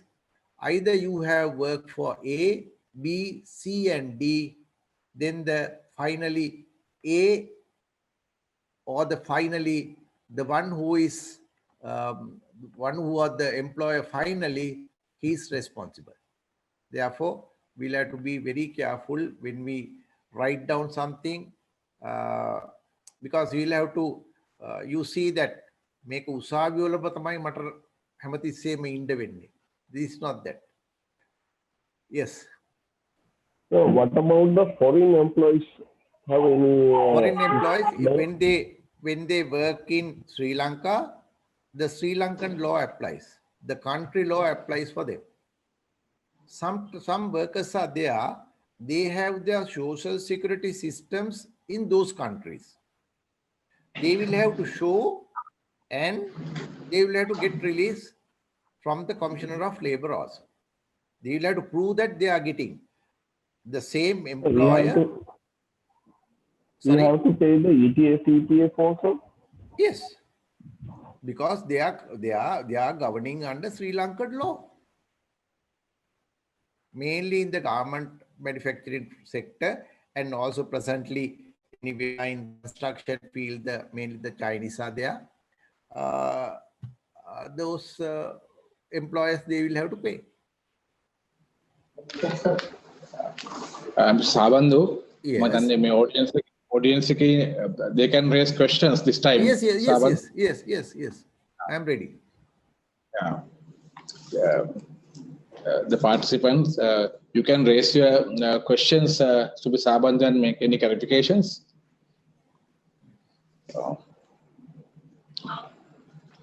Sabandu to discuss about the formal written agreements and employment by implication. Yes. And the dangers, yeah, and the getting down workers from the manpower suppliers. Yes. Is it? Are you referring to outsource? Also, yeah. Then the working. I want to discuss about the working hours, or the working hours applicable for per week, and as well as the holidays. Then again, the COVID-19 pandemic situation. Yeah.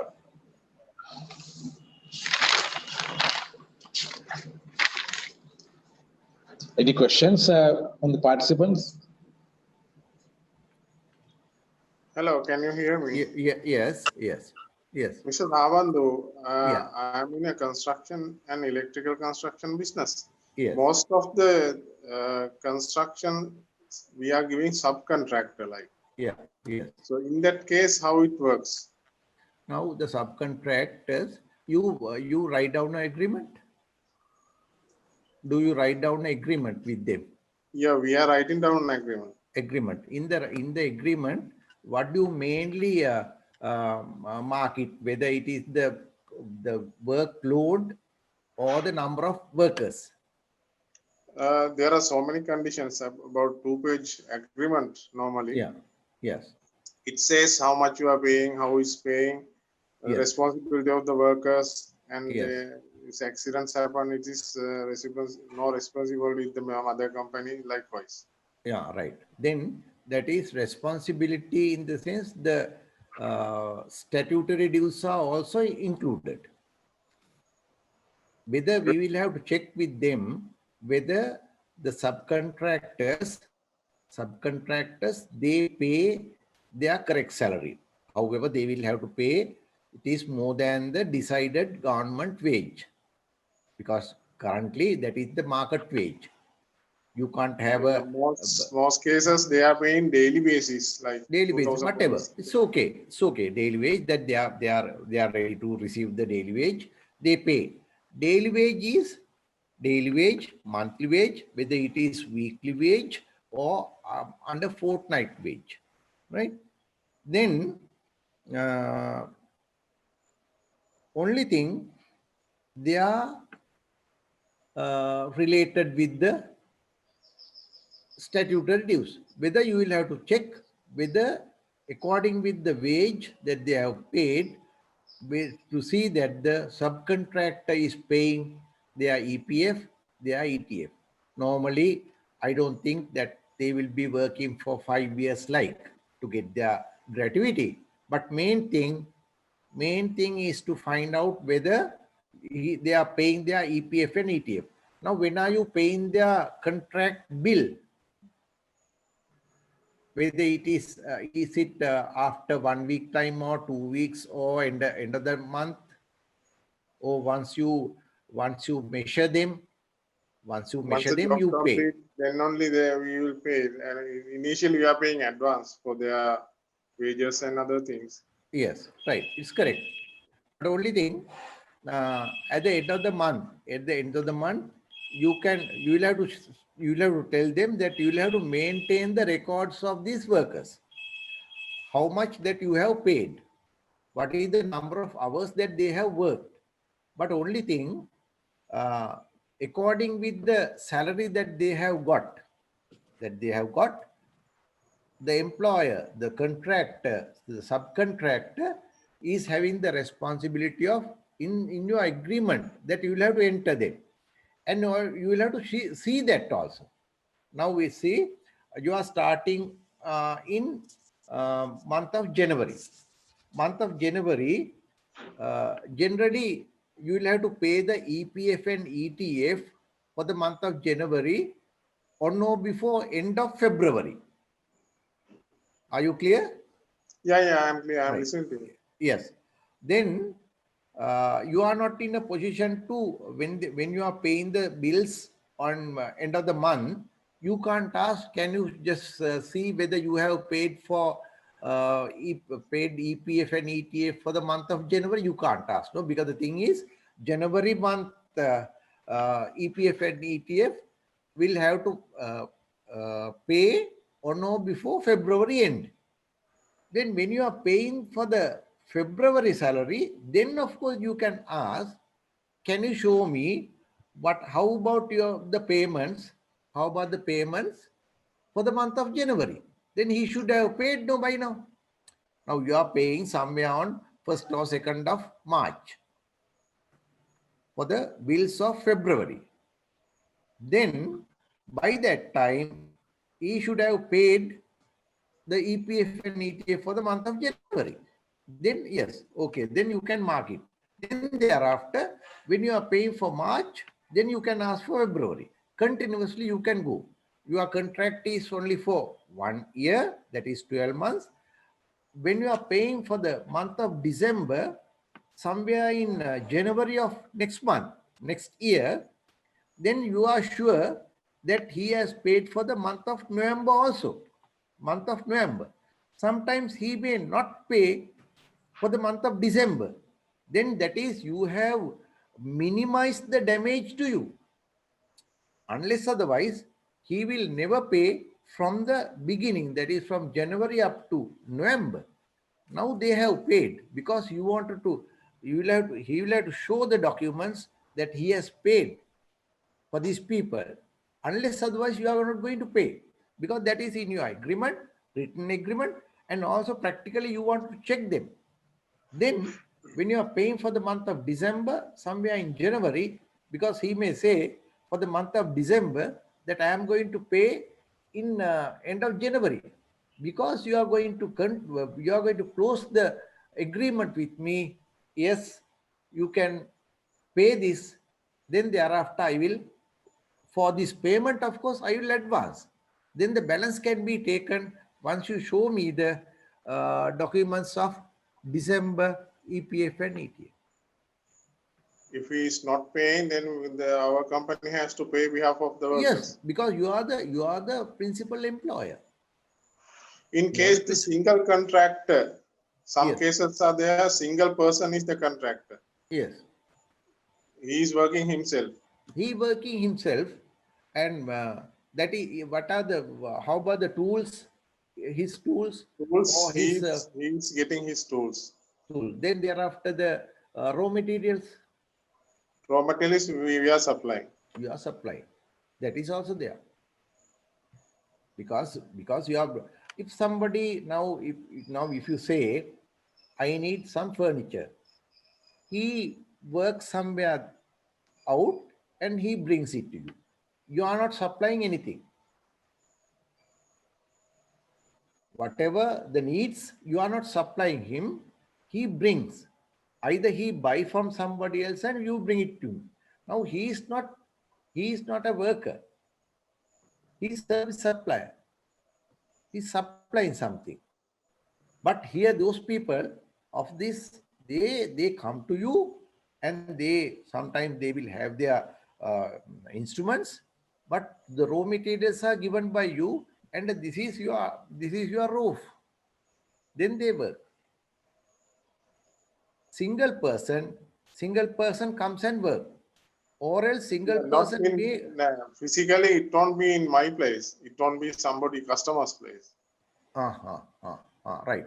But only thing, the construction has taken by you. Now By my name. yes, because that ultimately because you are a company. You are a company, and thereafter the owner of the building, he says that you will have to do this for me. He is not supplying anything. The brick walls are there. Then you go there and start your working environment. Then for that, of course, you are crowd, or you get down some subcontractors, and you will be working from some center, and you settle them. Then you will have to see those subcontractors are looking into the responsibility, the statutory dues. End of the day, responsibility remains with me. Yes, you have to be very careful. Can you drop your telephone number, please? Again. Not 776 980 101. Can you please tell again? Not 776 980 101.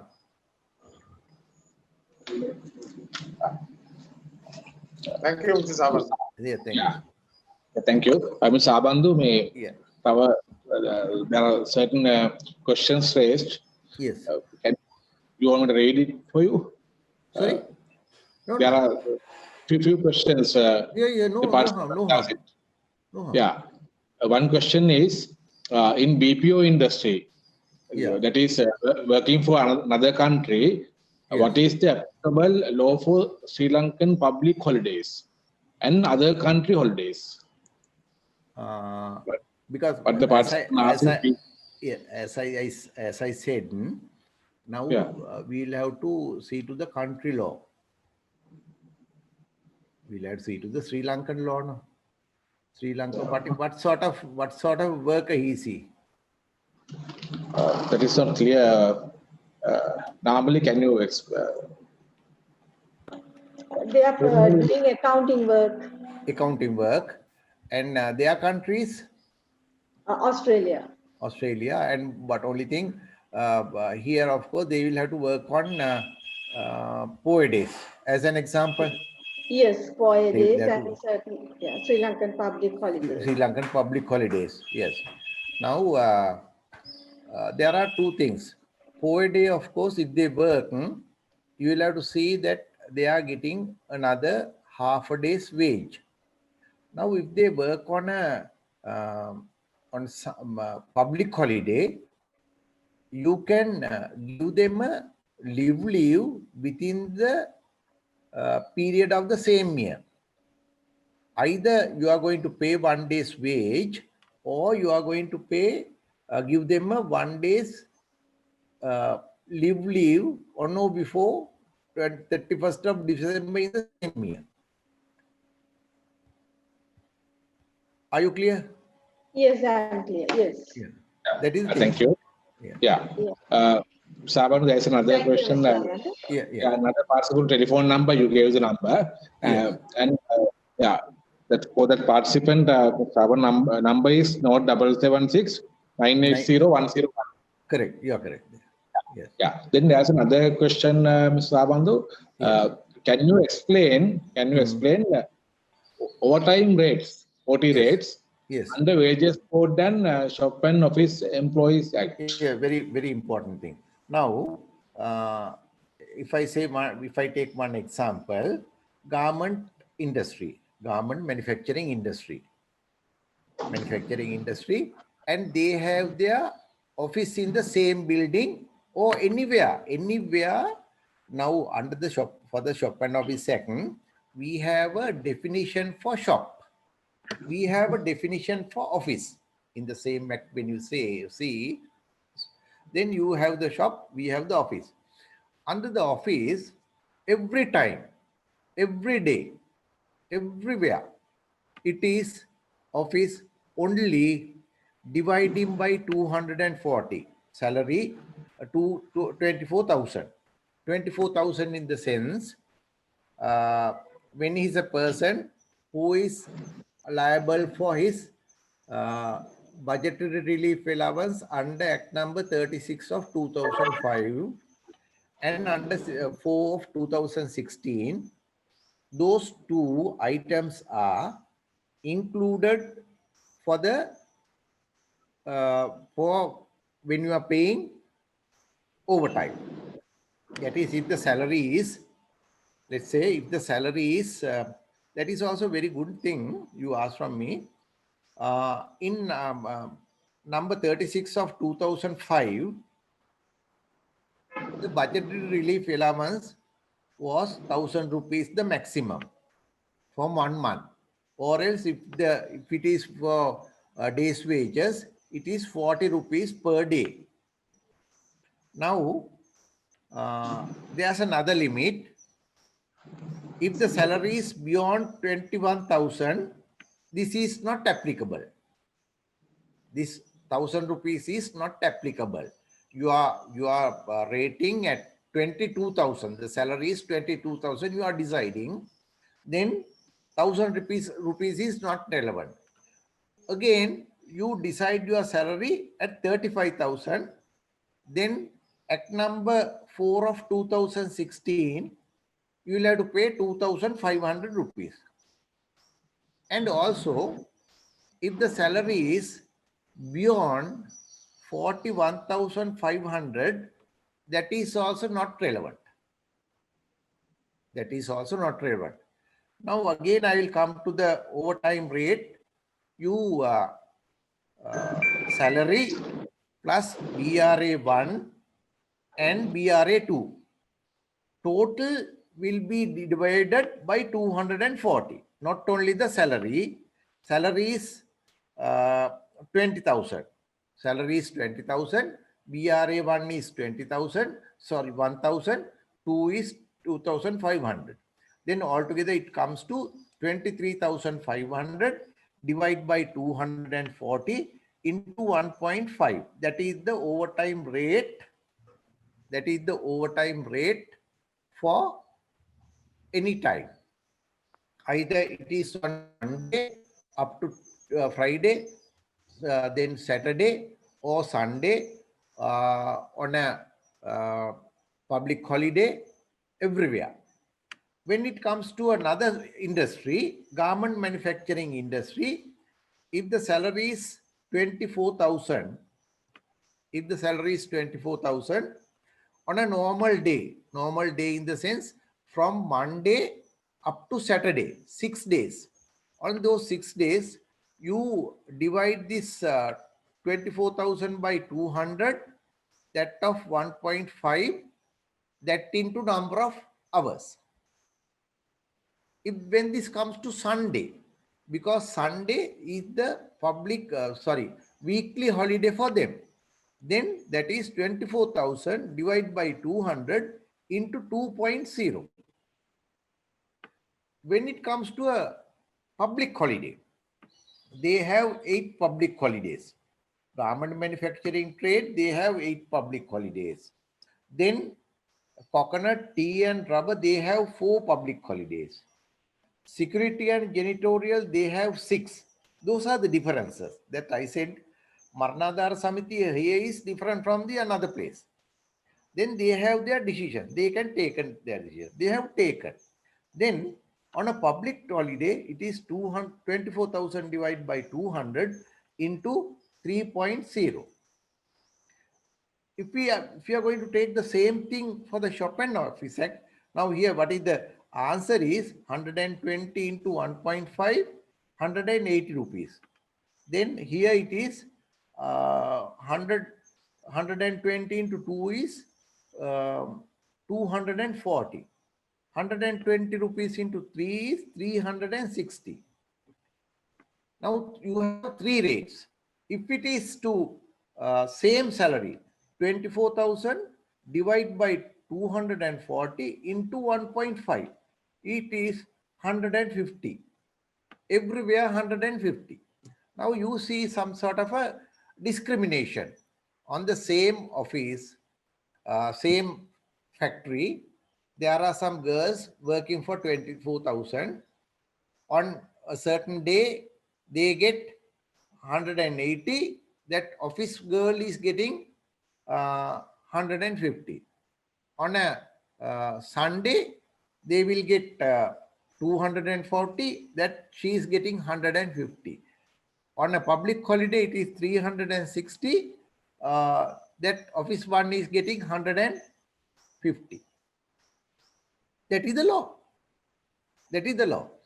If that, what I said, the earlier example, that 4.5 million less overtime paid, it came because the thing, her knowledge, who has worked out, who has calculated overtime, she is having or he is having a knowledge where she has worked in an office. The same thing she applied here. The same thing she applied. Therefore, it is wrong. Then you will have to get yourself updated. What is the law for Chopin Office? What is the law for garment manufacturing? What is the law for engineering trade, nursing, then some other thing? That is the thing. That's what I said. It's only one paper. One paper, you will have to study and apply according to that. Otherwise, you are doing something wrong to your employer because you have been employed by your employer expecting that you will be doing the correct thing. Now, 1.5, 2 and 3, there it is 1.5. And also each and every wages board, there's a measure, that is how you are going to check, how you are going to calculate the day's wage. Now it is 30, I said, on per day wage is calculated dividing the salary by 30. Dividing the salary by 30. Right? It is dividing by 26, some wages board, dividing by 25, dividing by 30. Because this is a fixed one and there's no such variations in the Shop and Office Act when you are calculating the overtime rate.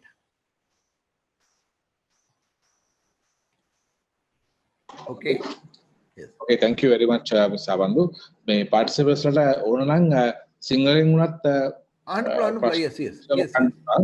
yes, good. Mr. Sahabandu, Okay. මගේ මේ garment factory එකක් තියෙන්නේ. ළමයි 12 කට වැඩ කරන්නේ. ඔව්. මේ ඒකේ දැන් අපි කොවිඩ් එක මාර්තු මාසෙනේ පටන් ගත්තේ. එදා ඉඳලා අපි මේ ෆැක්ටරියේ අද වෙනකන් තාම EPF ගෙවුවා නෑ. කලින් ගෙවුවා. දැන් මේ පීරියඩ් එකේ ගෙවුවා නෑ අපිට අමාරු හින්දා.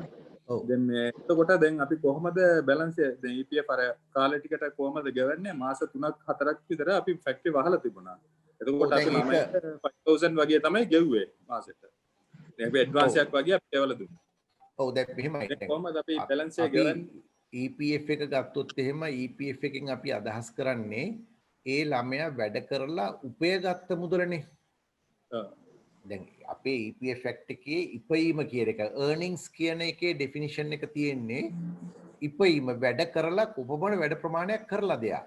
එයා මාසෙම වැඩ කරලා ඒකට තමයි එයා උපයගත්තේ. දැන් මෙතන වැඩ කිරීමක් උනේ නැහැනේ. එහෙම වැඩ කිරීමක් නැතුව අපි යම්කිසි අපිට හැකියාවට අනුව එයාගේ වැයබරට සරිලන්ඩ යම්කිසි දෙයක් එකක් දුන්නේ වැඩ කරලා උපයගත්ත එකක් දෙයක් උනේ. එයා වැඩ කරලා උපයගත්තද එහෙමත් නැත්නම් මේ මොකක්ද උනේ ඇත්තෙන්ම ගත්තොත් එහෙම. අපි එයා දැන් අනිත් සතියකට පැය 20ක් වගේ තමයි. එතකොට අපි සතියකට වැඩ තිබුණේ දුන්නේ අර වැඩ කරන්න ඕන හින්දා ස්ටාෆ් තියාගන්න ඕන හින්දා. දැන් ඇත්තටම ඉස්සරහට කරගන්න යන්න බැරි තත්ත්වයට තමයි තියෙන්නේ. දැන් ඉන්න තත්ත්වය බලනකොට. දැන් ළමයින්ට දැනුත් අපි සතියකට ඒගොල්ලන්ටත් එතන හම්බ වෙන amount salary එකක් මදි. 10000යි 12000යි එහෙම යන්නේ. දැන් 15000 සම ළමයි ගන්නවා. ඒ විදියට යන්නේ. එතකොට ඒගොල්ලන්ට අමාරුයි. අපිටත් ඇත්තටම මෙතන ප්‍රශ්නයක් කියලා දෙන්න ඕන ළමයිව තියාගන්න ඕන හින්දා තමයි වැඩ දීගෙන ඉන්නේ දැනට. සතියකට දවස් පැය 20ක් වගේ දෙන්නේ අපි. ඔව් හරි. එතකොට දැන් මෙතනදී මම කිව්වේ අපේ ඕනෑම පනතක අපි ගාව තියෙනවා මේ අර්ථ නිරූපණයක් ඩෙෆිනිෂන් එකක්. ඒ ඩෙෆිනිෂන් එකේ අනුව EPF එකට ගෙවන්නේ එයා වැඩ කරලා උපයගත්ත දේ හැටියට. නැතු අපි කියමු හාම්පුතා එහෙනම් ගෙදර ඉන්න කියලා ඉවර වෙලා අතින් සල්ලි දෙන එක නෙමෙයි. එතනින් කරන්නේ උපයගත්ත ප්‍රමාණය. එයා වැඩ කරපු ප්‍රමාණය. එක මාසයකට වඩා අනිත් මාසෙ වැඩි වෙන්න පුළුවන්. අපි කියමු එයාගේ පඩිය රුපියල් 30000ක් තියෙනවා. එයා ඉරිදා වැඩ කරලා තියෙනවා පබ්ලික් හොලිඩේ එක වැඩ කරලා තියෙනවා. පොය දවසක වැඩ කරලා තියෙනවා. එතකොට පොය දවසට එතකොට දින භාගයකුත් පබ්ලික් ඩේ එක වෙනුවට තවත් රුපියල් අපි කියමු උදාහරණයක් හැටියට රුපියල් 26000ක් තමයි එයාගේ සැලරි එක. එතකොට අපි ඩේස් වේජ් එකක් කියලා එක අපි ගන්නෙ රුපියල් 20 දින 26න් බෙදලා. දින 26න් කියලා කියන්නේ රුපියල් 1000යි. එතකොට එයා පොය දවසක වැඩ කෙරුවා නම් එහෙම 26000ට එකතු වෙනවා රුපියල් 500ක්. එයා පබ්ලික් හොලිඩේ එකේ වැඩ කෙරුවා නම් එයාට හම් වෙනවා තවත් රුපියල් 1000ක්. එතකොට ඔක්කොම ගත්තොත් එහෙම රුපියල් 27500ක් තමයි එයාගේ earnings. දැන් මේ earnings වලට තමයි අපි EPF ගෙවන්නේ. දැන් මෙතන වෙලා තියෙන්නේ මොකද මේ 26000ක පඩිය ගත්ත එක්කෙනා 27500ට ගිහිල්ලා නෙමෙයි. වෙලා තියෙන්නේ 26000 ගත්ත එක්කෙනා සුමානයකට පැය 20ක් විතර වැඩ කරලා තියෙනවා. ඒකම මේ පාර්ශවයන් දෙකම දන්නවනේ. දැන් මේ හාම්පුතත් දන්නවා සේවකයොත් දන්නවා මේ වැඩ නැති නිසා අපිත් එක්ක කතා කරගෙන සුමානකට පැය 20ක් විතර වැඩ කරලා තියෙන්නේ නේද? එතකොට පැය 20ක් විතර වැඩ කරුවයන් පස්සේ යාට හම්බෙලා තියෙන්නේ මාසෙකටම රුපියල් 12000යි. එතකොට අපි 12000ට EPF ගෙවන්න liable. 12000ට අපි EPF ගෙවන්න ඕනේ. ඒක තමයි නීතිය. because එයා earn කරලා තියෙන ගාණ තමයි ඒක. ඒකට එයාගෙන් 100ට අඩු කරගන්නත් පුළුවන් 120 12 එකතු කරන්නත් පුළුවන්. ඒ වගේම 103ක EPF එකක් එයාට අපි ගෙවන්නත් ඕනේ. ඒක තමයි නීතිය. හැබැයි මේක වුණත් ගෙවීමේ අපහසුතාවයක් තියෙනවා. මේක ගෙවෙන්න එකක් දැන් ප්‍රශ්නයක් වෙලා තියෙනවනේ මේ අවධියේදී. එතකොට ඒක ගෙවන එක පිළිබඳව සමහර විට කොමසාරිස්ට ඉදිරිපත් කරනවා නම් අපේ දුක් ගැනවිල්ල ඒ අය එතනින් ඉදිරිපත් වෙන්න පුළුවන්. හරි මේක එහෙමනම් කොටස් වශයෙන් ගෙවන්න. දැනට ඉස්සරහට ගෙවන්න. දැනට තියෙන මේ ඉතිහාසයක එරියස් එක කොටස් වශයෙන් ගෙවන්න. ඒක කොමසාරිස්ගේ අභිමතය. එයාගේ ඩිස්ක්‍රිෂන් එක. නමුත් ඒක නොගෙව ඉන්න පුළුවන් කියලා කොහෙවත් නැහැ. යම් කිසි ආකාරයකින් සේවකයෝ කිව්වා නම් එහෙම මම දන්නවා වැඩ නැහැ කියලා අපි වැඩට එන්නේ නැහැ. අපි අස් කරන්න එපා. අපිට මේ මාසෙට අපි එන්නෙම නැහැ. අපි හොයපු ගාණ බිඳුවයි. අපි හොය කිසිම දෙයක් කිව්වේ නැහනේ. බිඳුවක් කිව්වා නම් බිඳුව තමයි EPF එක. EPF එක. එතකොට ඒකත් හදලා යවන්න ඕනද බහමග්ගුවට බිඳුව කියන එක එහෙම. එතකොට දැන් පුළුවන් දැන් ඒ C form එකේ කියන්නේ මේ මාසේ වැඩ නැත. ඒක වෙනම අන්ඩර්ස්ටෑන්ඩින් එක දෙගොල්ලෝ අතර තිබිච්ච එකඟතාවයක්. එතකොට මේ අපි නියමිත පරිදි හදාගෙන ආපු රෙකෝඩ් එකක් තියෙනවානේ පොතක්. ඒ පොතේ ඔන්න පෙබ්‍රවරි වෙනකොට ෆුල් සැලරි එක ඒගොල්ලෝ හෙව්වා. එතකොට ඒගොල්ලන්ට EPF එක යවුවා. එතකොට මාර්ච් වෙනකොට අඩුවෙන් වැඩ කරලා තිබුණේ. 15 වෙනිදා විතරනේ කොවිඩ් එකත් එක්ක ආපු ප්‍රශ්නේ. එතකොට 15 වෙනිදා වෙනකොට වැඩ කෙරුවා. හැබැයි 15 වෙනිදාන් පස්සේ සමහර තැන් ඒගොල්ලෝ දවසක් දෙකක් වැඩ කරන්න. ඒ කියන්නේ දවස් 15ක් නෙමෙයි දවස් 17ක් 18ක් වැඩ කරන්න ඇති. ඒ වැඩ කරපු ප්‍රමාණයට අපි ගෙව්වා. හැබැයි ඒප්‍රිල් වෙනකොට ඒකට වඩා ටිකක් සීරියස්. එතකොට ඒක අපිට ඇත්තෙන්ම ගෙවන්න විදියක් නැහැ. ඒ සේවකයෝ අපිත් එක්ක තිබිච්ච අර ඉන්ඩස්ට්‍රියල් රිලේෂන්ෂිප් එක උඩ අපිට කරදරයක් කරන්නෙත් නැහැ. ඒගොල්ලොත් දන්නවා මේ තියෙන සිටුේෂන් එක යටතේ අපි අපේ හාම්පුතාට කරදරයක් කරලා වැඩක් නැහැ. අපි මේ වෙලාවේදී බැරි වුණත් අපි සද්ද නොකර ඉන්නවා. අපි වැඩට යන්නෙත් නැහැ. අපි වැඩට ගියේ අපිට වැඩ දුන්නේ නැහැ කියලා චෝදනා කරන්නෙත් නැහැ. හාම්පුතා අපිට එන්න කිව්වෙත් නැහැ. අපිට යන්නත් විදියක් නැතුණා. රෝ මැටීරියල්ස් නැහැ. එක ප්‍රශ්න උඩ මේක කරන්න බැරි වුණා කියලා ඒගොල්ලෝ හිතනවා. එහෙමනම් ඒ මාසෙම බිඳුවයි. මේ මාසේ බිඳුවයි. කවුරුත් ඇවිල්ලත් නැහැ අස්සම් කළත් නැහැ. ඊට පස්සේ මැයි මාසේ ගත්තොත් එහෙම මැයි මාසේ 15 වෙනිදාන් පස්සේ නැවතත් විවෘත කිරීමේ අරමුණක් තිබුණා රට. ඒ කාලේදී වැඩ කෙරුවා. එතකොට එහෙමනම් මැයි මාසේදී අර විදිහට වගේම මාර්ච් වල වගේම අනිත් පැත්තේ එන්ඩ් එකට ගියා. මාර්ච් වල ෆස්ට් එක පැත්ත හොඳයි. මැයි වල දෙවෙනි පැත්ත හොඳයි. එතකොට ජූන් වල ඊට වඩා ටිකක් හොඳ වුණා. ඔහොම වෙලා ඉවර වෙලා ඔහොම ඉන්නකොට ආයි ඔක්තෝබර් විතර වෙනකොට ආයි ප්‍රශ්නයක් ආවා. හරි? ඒක ආයිත් ආවා. එතකොට ওই විදිහට තමයි මේ ප්‍රශ්නෙට අපිට මුහුණ දෙන්න උනේ. නිසා වැඩ කෙරුවොත් වැඩ කරලා උපයපු ප්‍රමාණයට අනුව අපි EPF ගෙවනවා. වැඩ කෙරුවේ නැත්තම් දැන් අපි කියමු උදාහරණයක් හැටියට අපි ගාව ඉන්න 12 දිනක් ඔයා කිව්වා. 12 දිනාම වැඩට 12 දිනා 11 දිනක් වැඩට ආවා. එක්කෙනෙක් නෝපේ. හැබැයි නෝපේ යන්න යාට හේතුව එයාගේ විශාල ප්‍රශ්නයක් තිබුණා පර්සනල් ලයිෆ් එකේ. කවුරු හරි ආසන්නතම එක්කෙනෙක්ගේ මව එයා හරි ඒ කිට්ටුම එක්කෙනෙක් මිය ගිහිල්ලා. ඉතින් අපිට එයාට එන්න කියන්නත් බෑ. හැබැයි එයා හොඳ වැඩකාරයෙක්. ඒ නිසා අපිට මෙයාව තියාගන්නත් ඕනේ. ඒ නිසා අපි අන්ඩර්ස්ටෑන්ඩින් එකෙන් අපි යාට හරි ආවේ නෑ. ඔයාගේ පඩිය බිඳුවයි අපි EPF යන්න. හැබැයි 11 දිනකට යවනවා. එක්කෙනෙක්ට යවන්නේ නැහැ. කවදාවත් කම්කරු කොමසාරිස් උතෙන්ට ඔයාට බලපෑමක් කරන්නේ නැහැ. ඇයි මෙයාට ගෙව්වේ නැහැ කියලා. ඒ ගෙවන්න එයා එන්න ඕනේනේ. එන්න ඕන. ඊට පස්සේ ඊළඟ ඕකම එක්ස්පෑන්ඩ් වෙලා තමයි ඔය කොවිඩ් එකත් එක්ක ප්‍රශ්නේ ආවේ. ඔක්කොමන්ටම එන්න බැරි වෙච්ච තත්ත්වයක් ආවා. ඒතර මම කිව්වේ අර මේ ඔය තන දීලා තියෙනවා මේ අපේ section 22 wages board එකයි section 35 so penalty sector එකයි ගත්තොත් එහෙම මේ දෙකම control කරගන්න කාටවත් බෑ. employer-ටත් බෑ employee-ටත් බෑ. ඉතින් ඒ වෙලාවේදී නීතිය කියන එක පොඩ්ඩක් අපිට හිතා ගන්න බැරි දෙයක් තමයි නීතියට ආවේ. ඒ නිසා තමයි අර මම කිව්වේ 14,500 කියන මිනිමම් වේජ් එකක් ගෙවන්න මේ අන්ඩර්ස්ටෑන්ඩින් තමයි අර කට්ටිය කතා කෙරුවේ. ඉතින් එතනදී අර ගෙවා ගන්න බැරුණ එක නෙමෙයි ගෙවා ගන්න ඒක ඉස්සරහට ගෙවන්න යම්කිසි සහනදායී වැඩපිළිවෙලක් සාකච්ඡා කර ගැනීමේ හැකියාව කොමසාරිස් එක්ක සාකච්ඡා කරන්න පුළුවන්. කොමසාරිස්ගේ තීරණය තමයි අවසාන තීරණය. අවසාන. Thank you. Okay. Thank you very much, Ms. Sabandu. Yes. I think the participants ට පුළුවන් Ms. Sabanduගේ ටෙලිෆෝන් නම්බර් එකට කෝල් කරලා no problem.